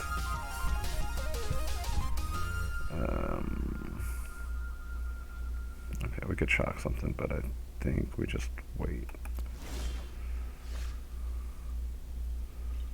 Okay, so 1, 2, 3, 4, 5. Yeah, okay. Let's cycle Yadaro first. Okay, get another one.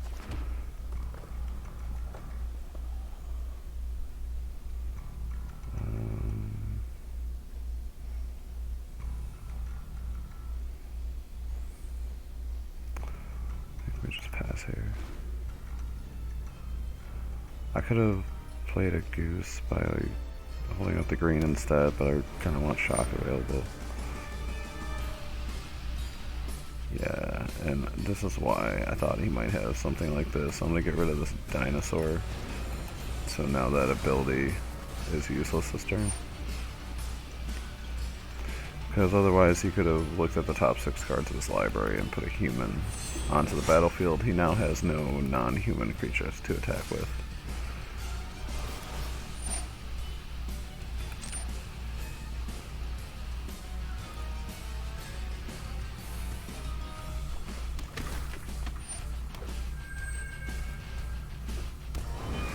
I thought, did I just do that wrong?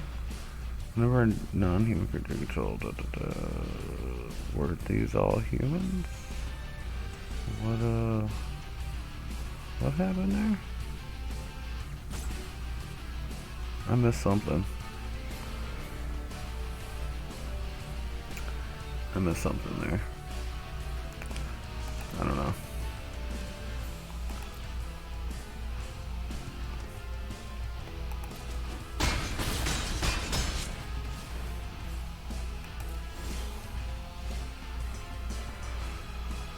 Oh, well. That's unfortunate.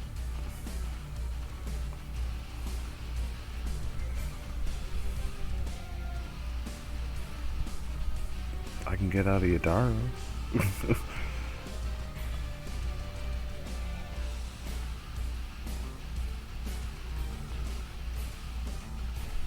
I think that's about all I can do here. That's not going to save me. There's I can also get one. See, watch. Maybe. Hold on. Yes. I can put out Luca, yes. And then I'm -2.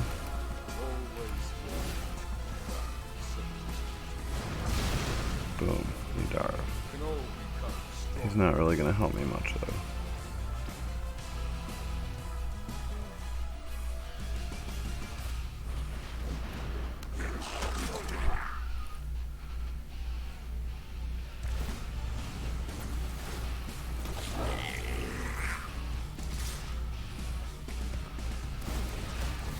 Oh, that's gross.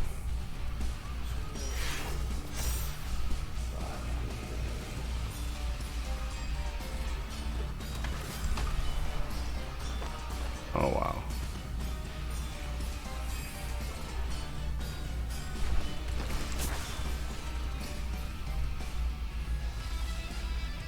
Okay, this is ridiculous.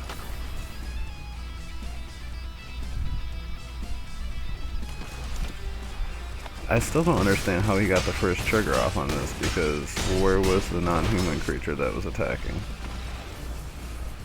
I thought he just had the 3 human token creatures.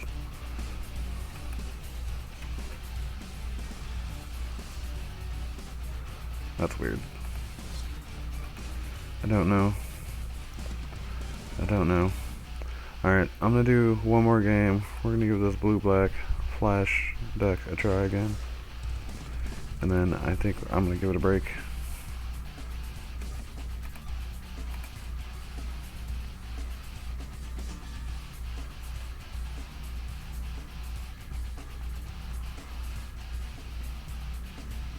I'm gonna have to go back and watch the tape to see why he even got those triggers.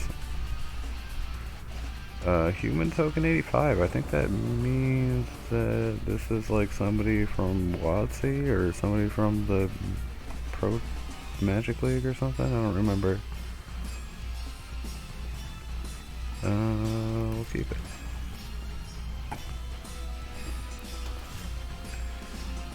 He wants the swamps.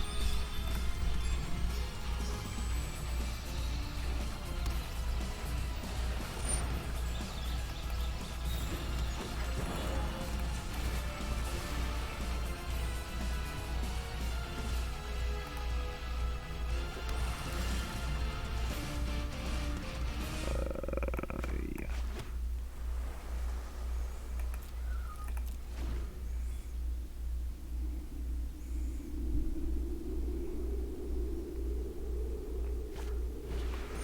Pelt collector. Another druid. Oh jeez. Oh jeez. Yeah, okay.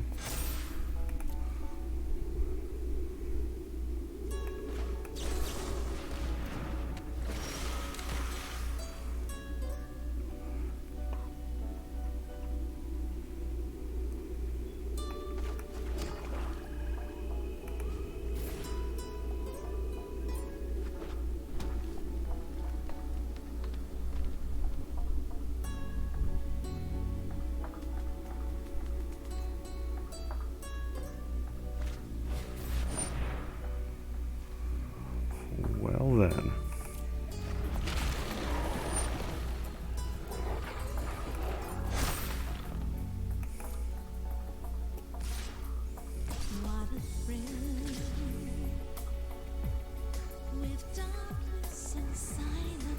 Okay, I think we'll do it this way. Oh, that's not gonna work the way I wanted it to, is it? Shoot. Oh, okay, I'll do it this way then.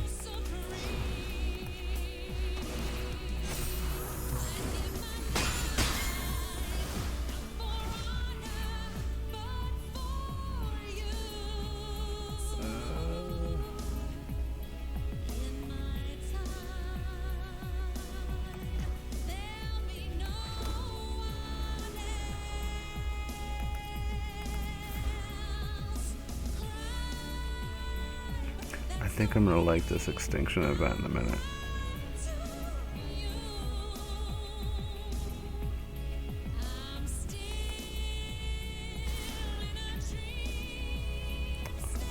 Kind of one, huh?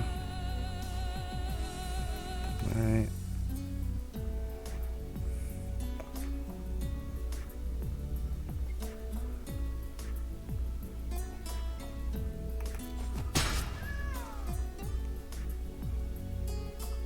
Angered my cat, dragon, mermaid thing.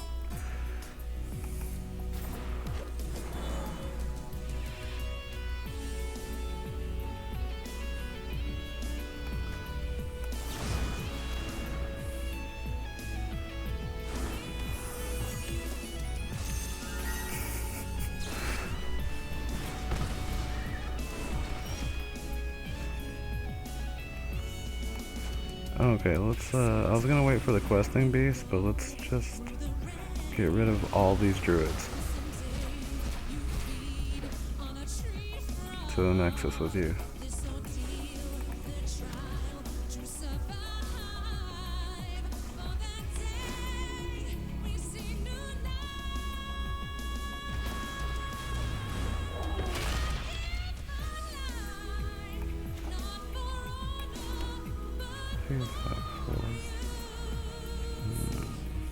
Okay.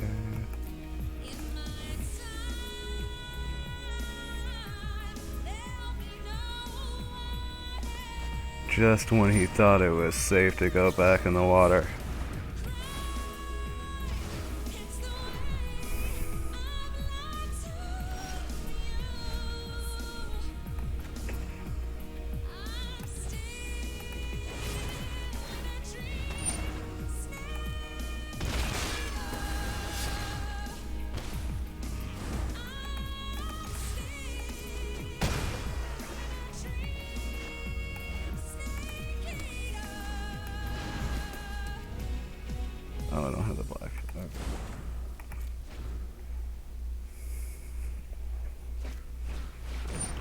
Another one?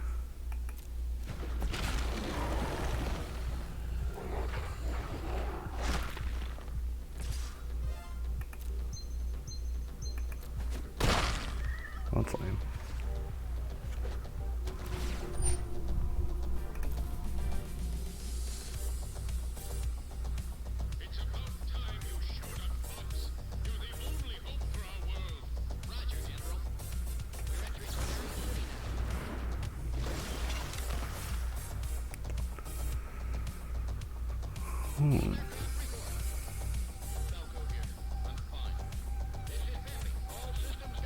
Flippy here. I'm okay. Check your G-diffuser system. Open the wing. Here they come.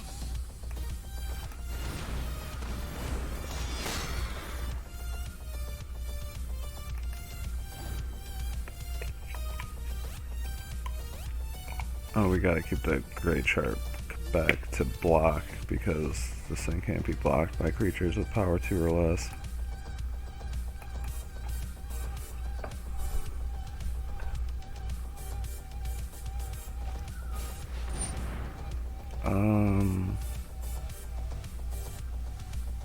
My mutate deck was Sultai. I think we only played a couple games with that earlier.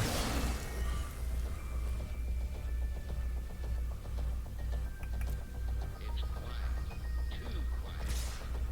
I'll check it out. Okay, go to blocks. I think I want to stop all this. I'm not really concerned. I'll take an empty board state at this point. He might have pump here. Yeah, I think we went about 50-50 with it. I faced some other decks that did pretty well with it too. I didn't really get too much experience with it, but some of the mutate stuff worked pretty well together. And it seemed to be best in the Sultai colors.